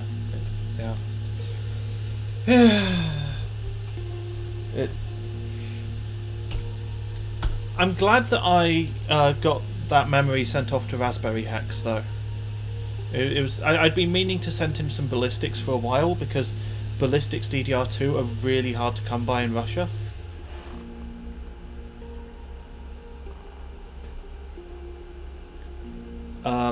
And as things started happening, I finally got off my ass and did it a couple of weeks ago, and I'm glad that I did, because that's about to get more difficult to do.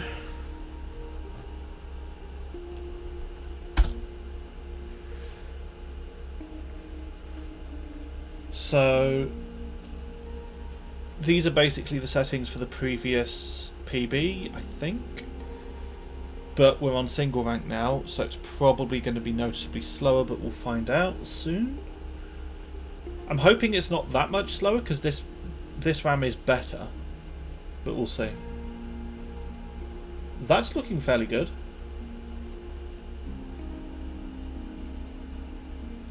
Yeah, okay. That's only about 0.3 of a second, less than 0.3 of a second slower. I can live with that. Okay. So now let's see. Tech Tested says, have you just focused on RAM or have you overclocked the CPU already? I have overclocked the CPU already. I didn't quite get a 50% overclock out of it. I think the thermal paste under the lid might actually not be very good, because the temperatures fluctuate quite a lot. Infinity says, hopefully you packaged them good. Russian postal is not kind. I always package RAM well. Yeah, absolutely.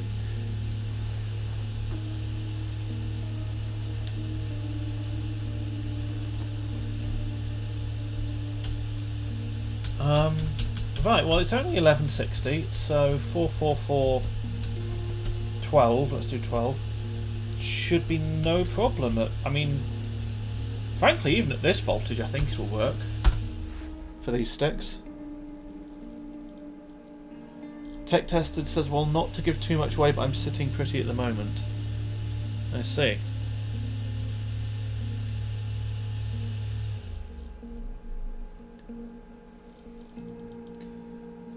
I am actually genuinely tempted to put memory on cold before the CPU. That'd be a bit silly.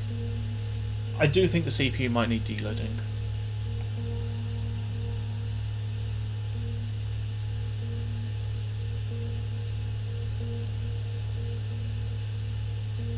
Infinity says, do you think you can win on air?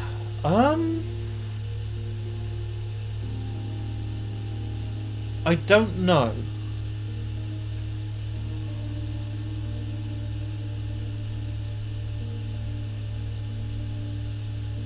Yeah, that's the answer really, is that I don't know. I'm quite disappointed with this chip.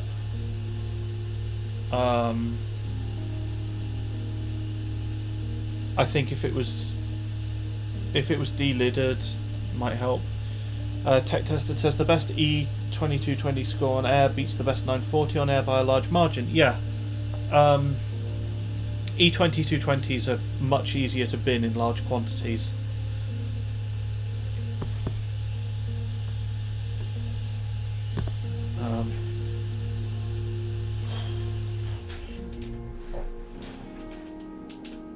it's the nature of socket 775 chips is they can be kind of abused and still work fine.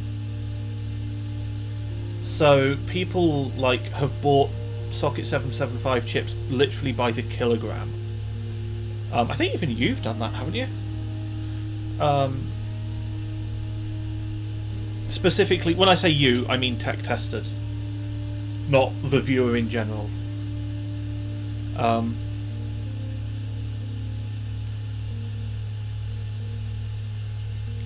But yeah, whereas Phenom 940s probably haven't been binned anything like as much.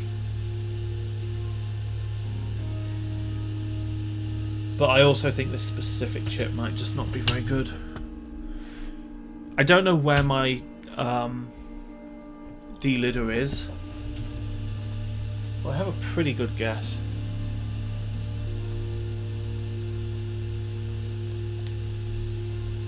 The problem is it's not a long enough benchmark to just run and get the delidder.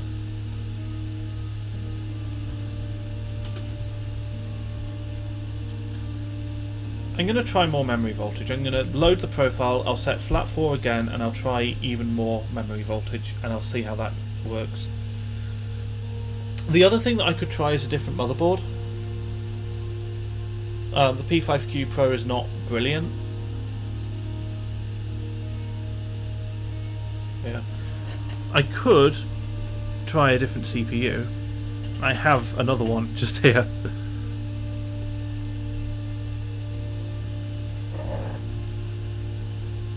That's really not behaving itself, is it? Okay, come on.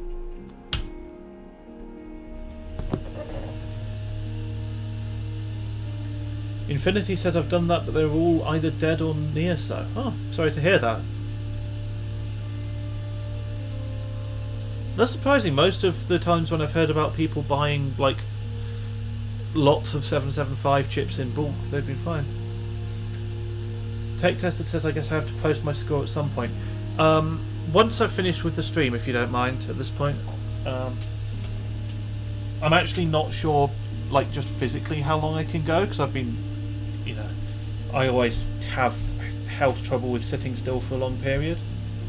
So I don't want to end up having to, like, you know, delid, get a bigger cooler, whatever, this stream. But after this stream, and then I'll revisit it on Saturday, either way.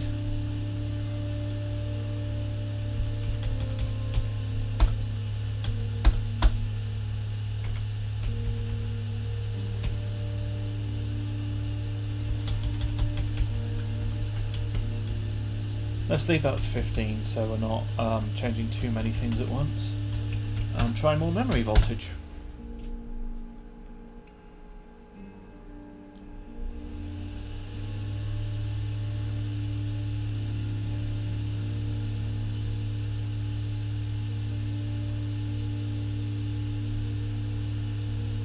Well, it certainly looks like it's posting, which is always good. Infinity says, to be honest, it was pennies, not much lost, sold the few that were fine-ish. Fair enough, fair enough.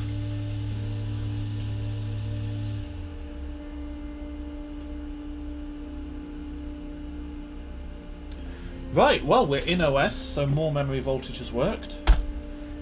So let's see if that tighter CL actually gets us a better time.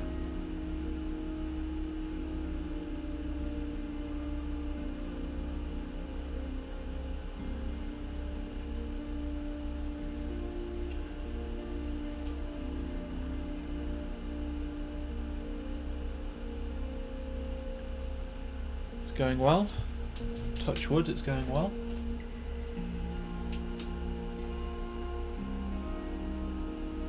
Ooh. Yeah, no, that made sod all difference. Okay. Damn. Oh, well, okay.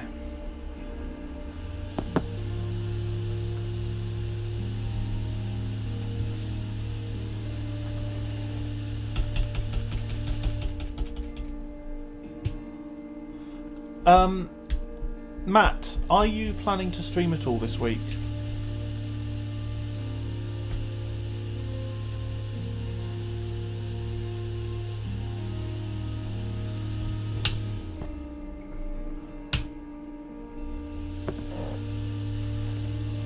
Not to put you on the spot or anything.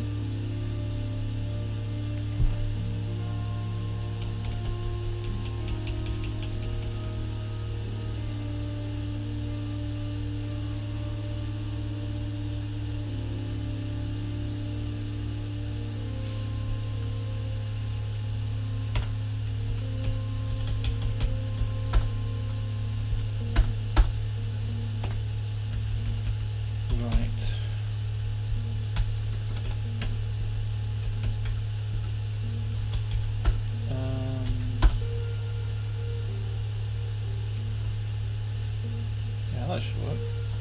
Not sure what FSB strap's that going to be. Okay, that's cool.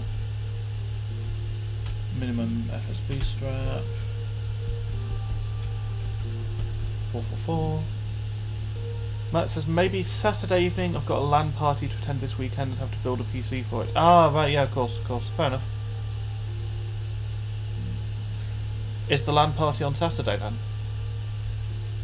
Or like, you know, Saturday and Sunday?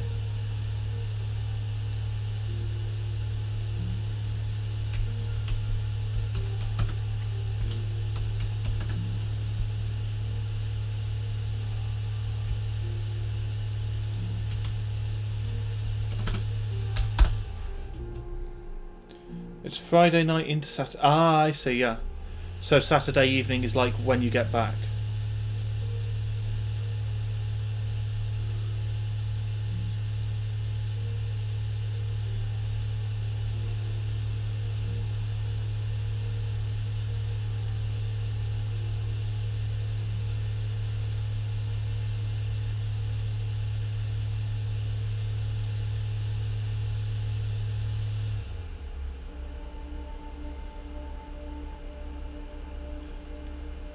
Yes, but I'm guessing the missus will not want me to stream. Yeah, fair enough.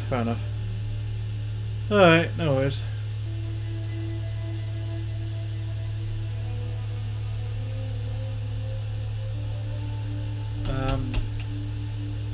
That didn't get into OS, did it?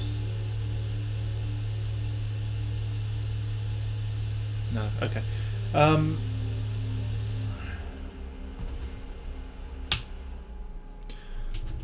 I think what I need to do now is the only way that I'm getting more progress than this is if I delid. Let's put the other chip to one side for starters. Nick the Power says maybe the FSB voltage is too high. It's not an FSB wall, I've done 400. Deeper says, what did you get? Check the title, it should be in the title. There was a 29.69. Technically I've done a couple of milliseconds faster than that, but I liked that score. I thought it was a nice score, so I'm going with that one unless I get something that's meaningfully faster.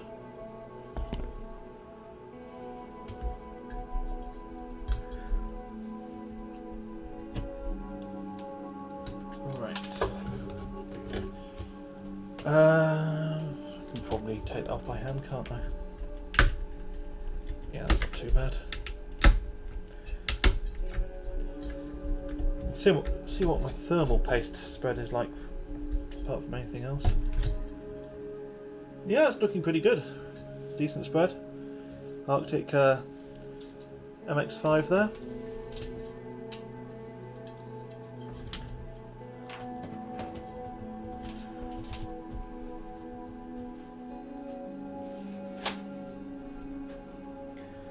Nuke the Power says sometimes too much voltage is bad for stability. Maybe.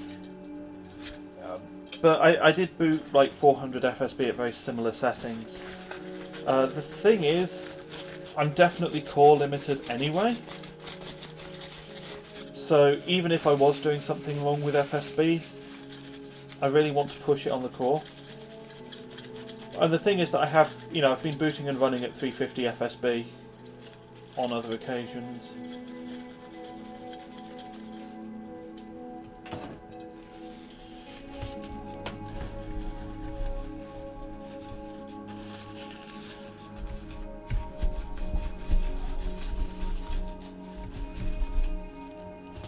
I Alright.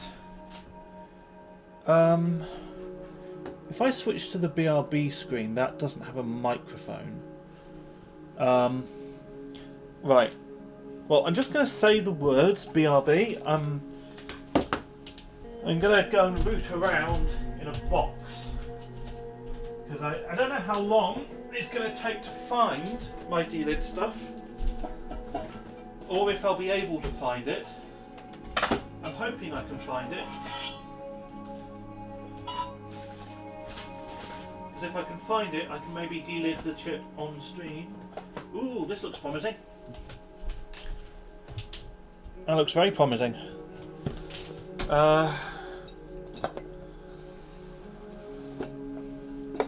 Hey, yes. Okay, good.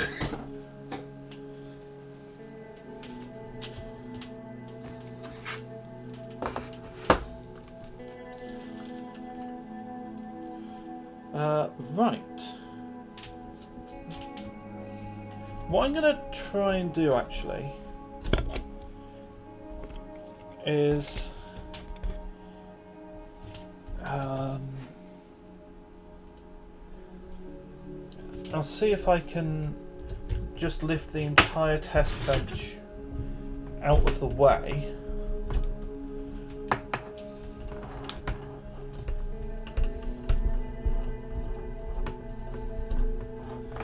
And then I've got space on the table that I can use.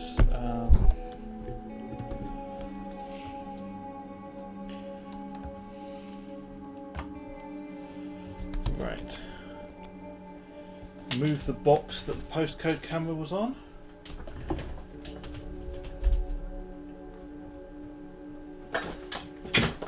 Well, my memory cooler and USB stick just fell into the box of stuff that the DLID tool was in, but that's fine. Right.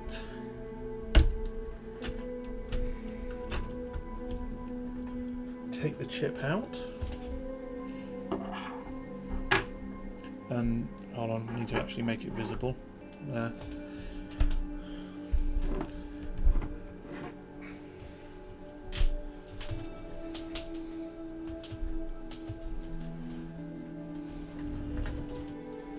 So, DLID tool.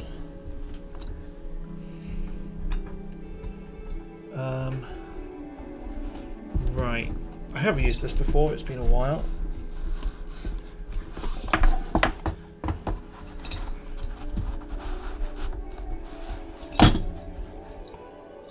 That's a reglue tool, and then there's the bolt, I need that. There's the tool itself. Okay. And we've got the AMD adapter in there as well, which we're not going to need. Is that just part of the...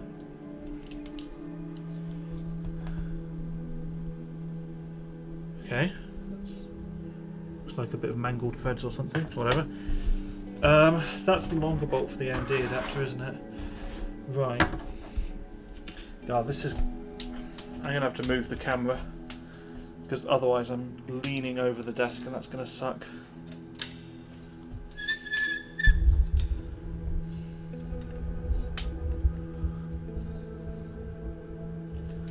Alright. It's not a manual in there, no. Okay. Because I'm not sure if this is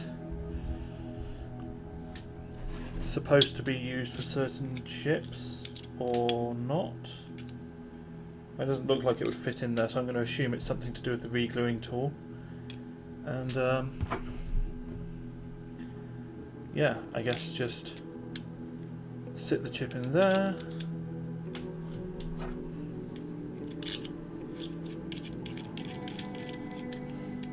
So what I'm going to do is, because 775 chips are a little bit shallower, so I'm going to try and just keep pressure on it.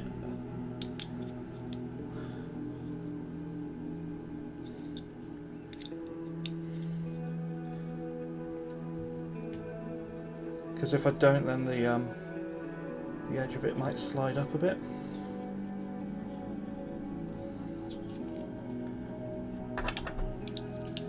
That's not done it yet, but I'm just going to turn the chip around.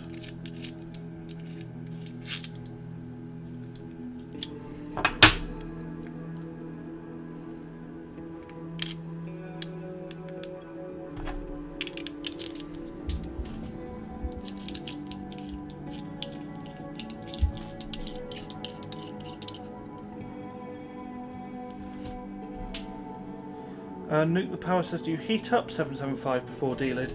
You don't have to, but I'm sure it would help.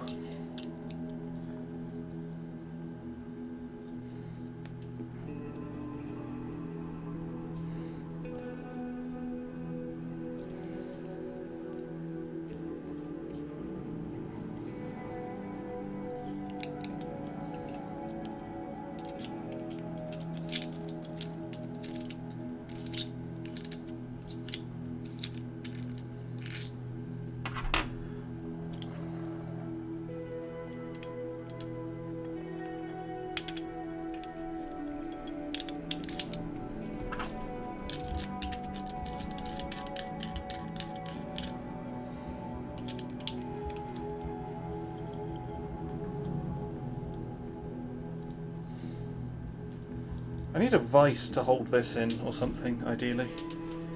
I think that's downstairs, I'm not going to go and get that. Aha! Well, I felt movement, but I think that might have just been... No, I think that might be it. It might have been just the edge of the delid tool riding up the IHS, because it does sometimes do that. I'm not sure.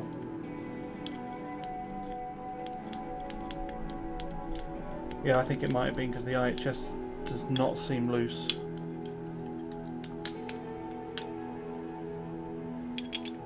You can see the edge of the delid tool's a bit fucked, which is just from trying to delid 775 with it. I'm pretty sure I've done it successfully in the past, I might be wrong. Oh, Infinity asked, is this the OG or the 2? I have no idea. Is the answer to that?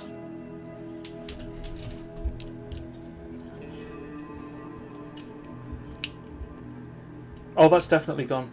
Yep. IHS is off.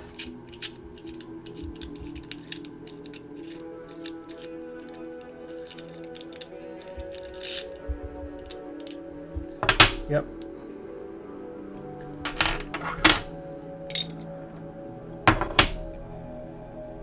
And there's our chip. Wonderful. Right. Well, I'll pop that back together.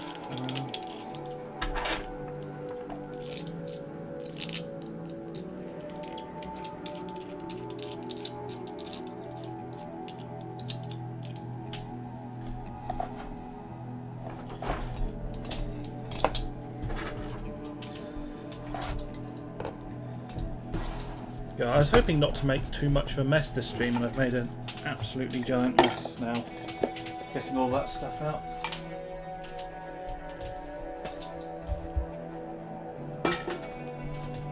Okay. So, let's get the bench back on, and then I can actually sit down.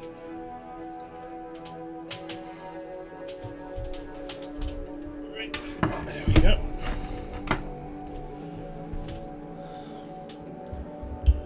Lower the camera a little bit. There is our chip. Okay. Right.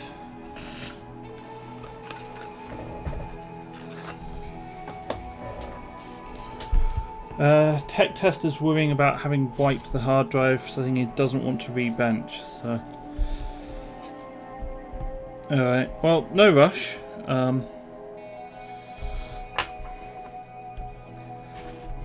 I've got an isopropyl alcohol wipe here.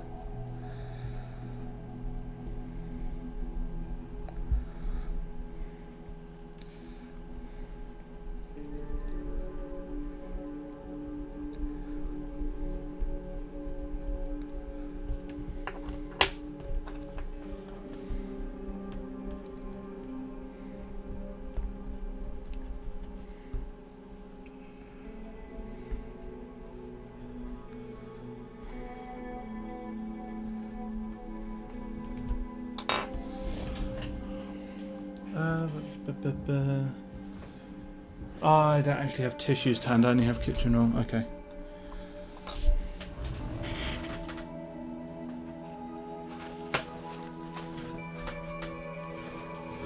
Christmas kitchen roll specifically.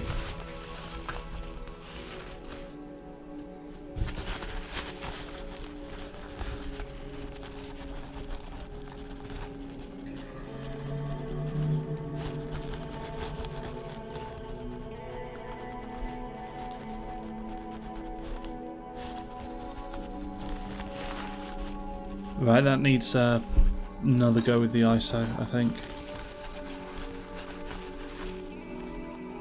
There's just a couple of sort of imperfections in it.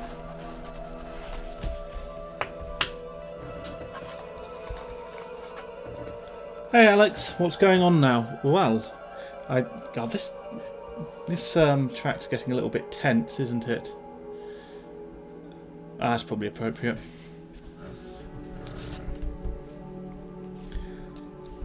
So basically, because the temperatures were swinging around quite a lot on the CPU, I have decided that it might need or benefit from delidding, and I have delidded it. So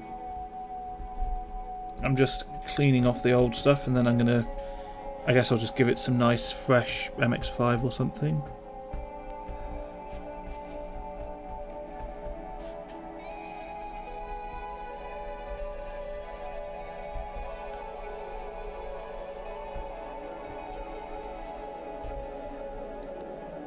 Okay, I think those are just like slight scratches in the die, which is fine.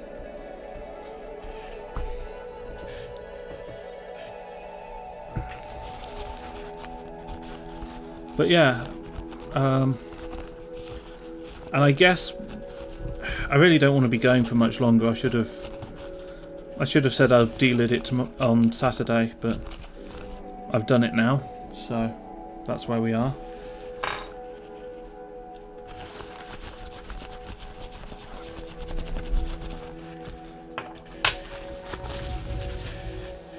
What I'll do is I'll apply some MX5. Ooh, I have a tiny little 3D printed thermal paste spatula for spreading it with. Where's the MX5 gone?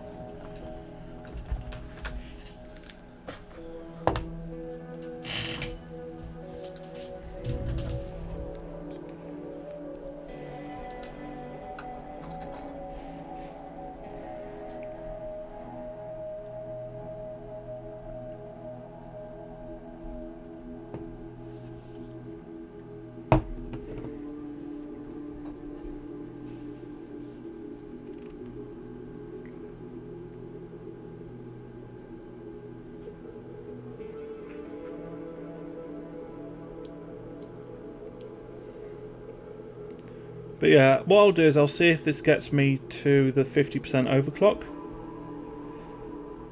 and then I'll probably just leave it there. I've been doing alright. I mean, what always happens is I'll be feeling like crap, and then I'll start streaming, and then I'll feel a lot better, which is nice. But, I mean, I've definitely tired my back out a little bit. I don't want to push it too hard. Tech Tester says, looks like I'm rebenching. What, because of my score? Or because you can't find it?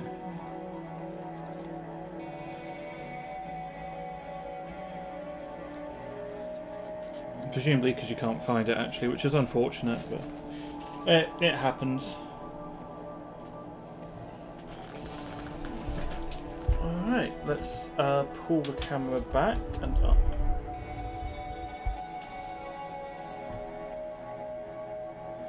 And let's go back around. Oh.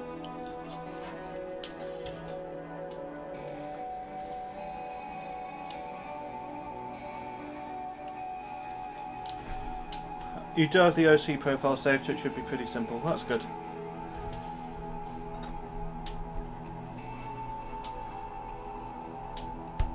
Yeah, I can find something else to do on Saturday, if need be.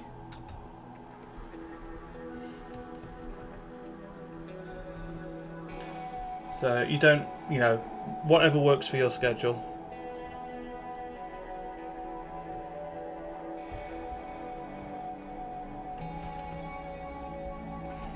Right, what I'm going to do is I'm going to mount the ILM like that, and then I'm going to unmount it again, and I'm just going to look on the inside of the IHS.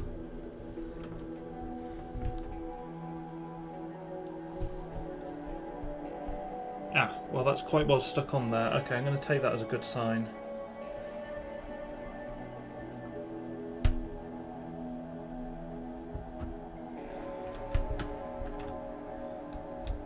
I was just worried it might not be reaching properly, but if it's well stuck on there, that means it probably is. Alex asks, what GPU are you on, by the way? It's a GeForce 210, funnily enough. Just for no particular reason.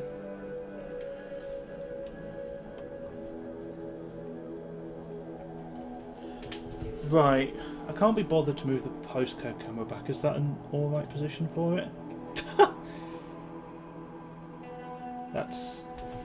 No, that's useless, isn't it? Where else can I put it? Over here, maybe? This is my ceiling and my camera mount.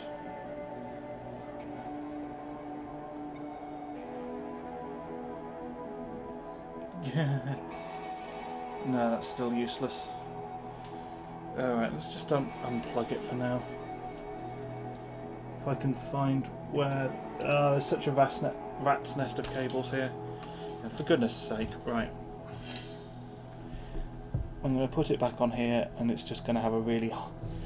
No, that's awful. Fine, I'll get the box. I'll put it back on the box.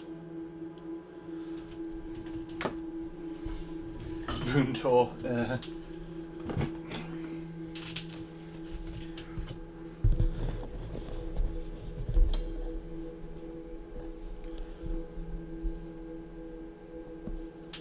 we go. Take test, it says just reran it. Do you want to know my score? No, I don't. Because if I know your score, then I'm going to keep streaming until I beat it, and I want to finish streaming very soon. So... yeah, no. I'll post up my score and then you can do yours and, you know, do what you want to do.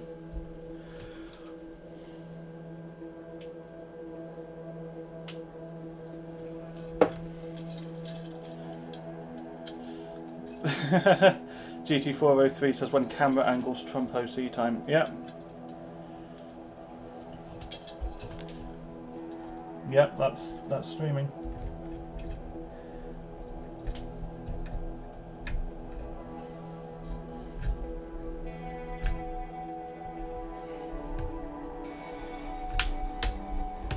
Come on. I hate push pins. There we go. Right, what else? I need my CPU cooler. Tech Tested says if you lose, you're going to phase change on Saturday. I'm going to something bigger. I don't know what. Where did I leave? Oh, there's the CPU fan. Okay.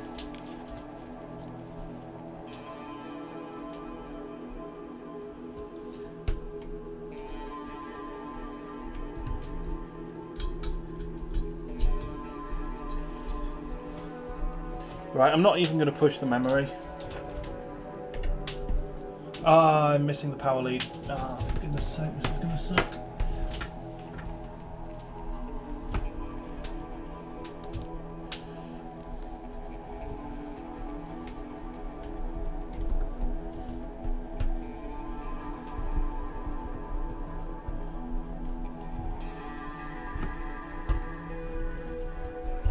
There we go. Okay, HDMI cable. Where's that? There it is.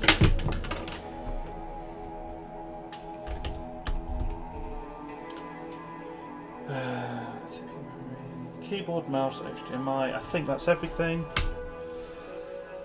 Let's hope.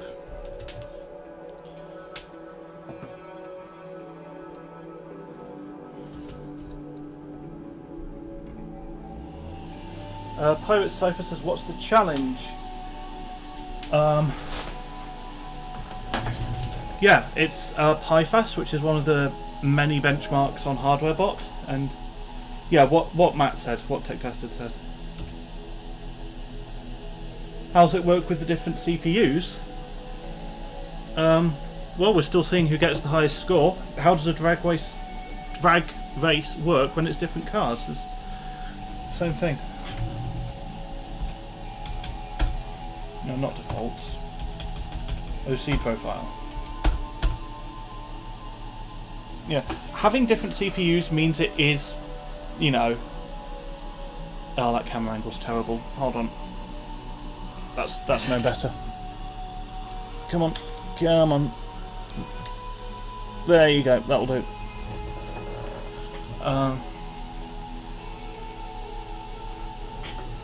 Yeah.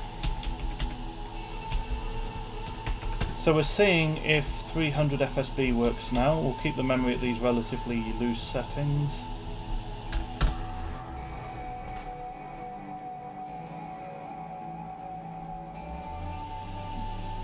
Yeah, I like when challenges are kind of a bit unfair or unbalanced in some way, because it kind of you know, it means, okay, you're not getting a meaningful result, which is, on the one hand, you could say, well, that's not very good data. But on the other hand, you're not getting a meaningful result, which means that you can have a friendly competition and not take it too seriously.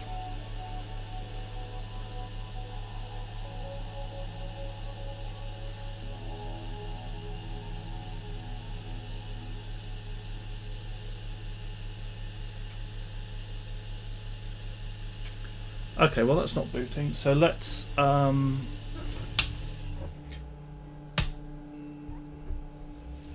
just load the 290 profile. Pirate Cypher says, so the winner is not the guy with the latest enterprise CPU. Well, I mean, in this case, I'm on the E2220 and he's on the 940, and that's the deal, that's the competition. You know, I could run PiFast on a faster CPU, I could run it on my 5950X, but that wouldn't count for anything. I mean, it would count for something in terms of HardwareBot points, but not for this. It wouldn't be, well, I've not proved that the E2220 is a good CPU by getting a good score on a 5950X, you know?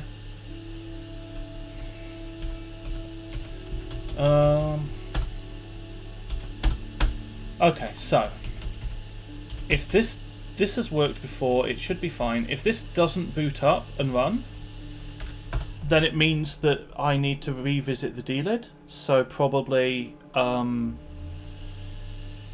get rid of the what's it called, gluey, foamy stuff, silicone, and repaste it, and then the DLID should work better. But I'm not going to do that on stream as well because we're already over 2 hours. But yeah. When it comes to competitive overclocking on HardwareBot, there are definitely some rankings where the winner is the guy with the latest enterprise CPU. But in general, you have world record points, which are, you know, whoever has the biggest chip. Then you have global points, which tend to be per core count. And a benchmark like this, PiFast is actually single-threaded anyway.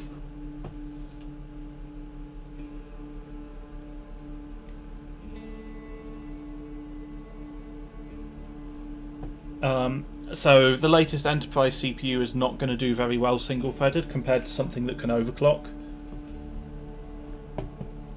Right, there's our core temperatures. Let's run PiFast.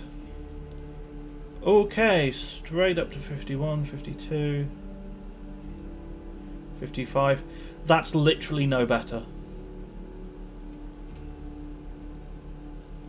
Maybe a hair worse.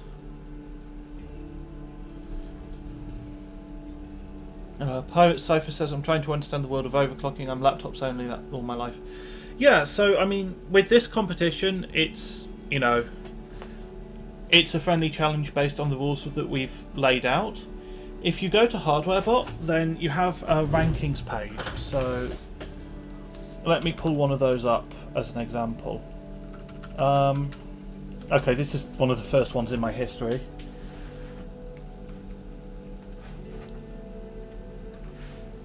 So that's the rankings page for the Sempron 130.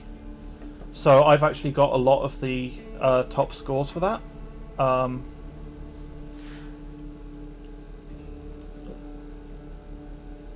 So I get what's called hardware points because I've got a top score with the Sempron 130. Like, I've got the fastest Sempron 130 in a certain benchmark.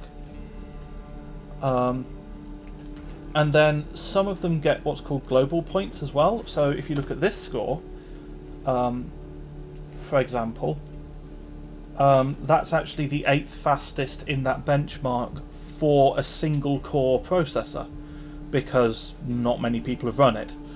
And so I get some global points for that. And that's competing against other single core processors. But then when it comes to the world record ranking, I am absolutely nowhere, because the world record, which is any core count for Y Cruncher, is going to be held by some ridiculous enterprise processor. Yeah, so Board IRL asks what option to choose. So if you download PiFast from HardwareBot, I'll show you this on stream, you get hexus_pifast.zip. That unzips to this, and then what you do is, it should come with this batch file, and you just run that batch file, and that should fill in all of the options for you. So if you're not getting the batch file, make sure that you're downloading it from HardwareBot and not from Hexus.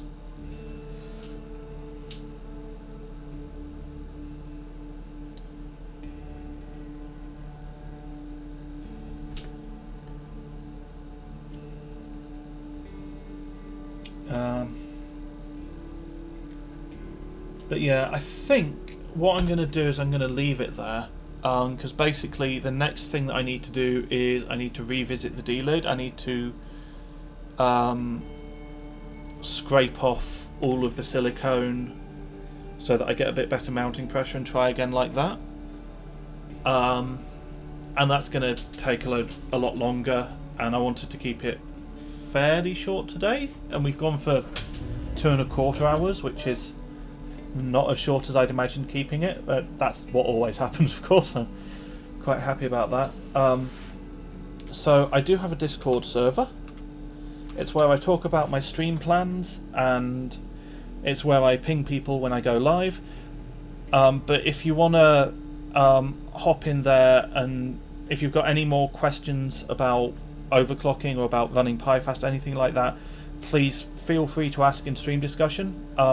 When you first join, it's going to want mobile phone verification before you can talk, but what I'll do is I'll give you a role, and then that should bypass that. It's only people without roles that it's quite aggressive for, I think. Hopefully that works. But yeah, because it's getting late and I've been sat still for a while, and it's starting to take a bit of a toll. But yeah, thank you very much for watching. I will come back to this on Saturday. I'm not sure what time. Probably about 5 PM UK time, but we'll see. I'll post on the Discord when I've figured it out. But yeah, and on Saturday I will have bigger cooling of some sort, and hopefully I'll get a bit of a better score. My score from this was 29.69. I'll post that up on HardwareBot once I've finished the stream, and I'll link it in the Discord as well. But yes, thank you very much, and goodbye.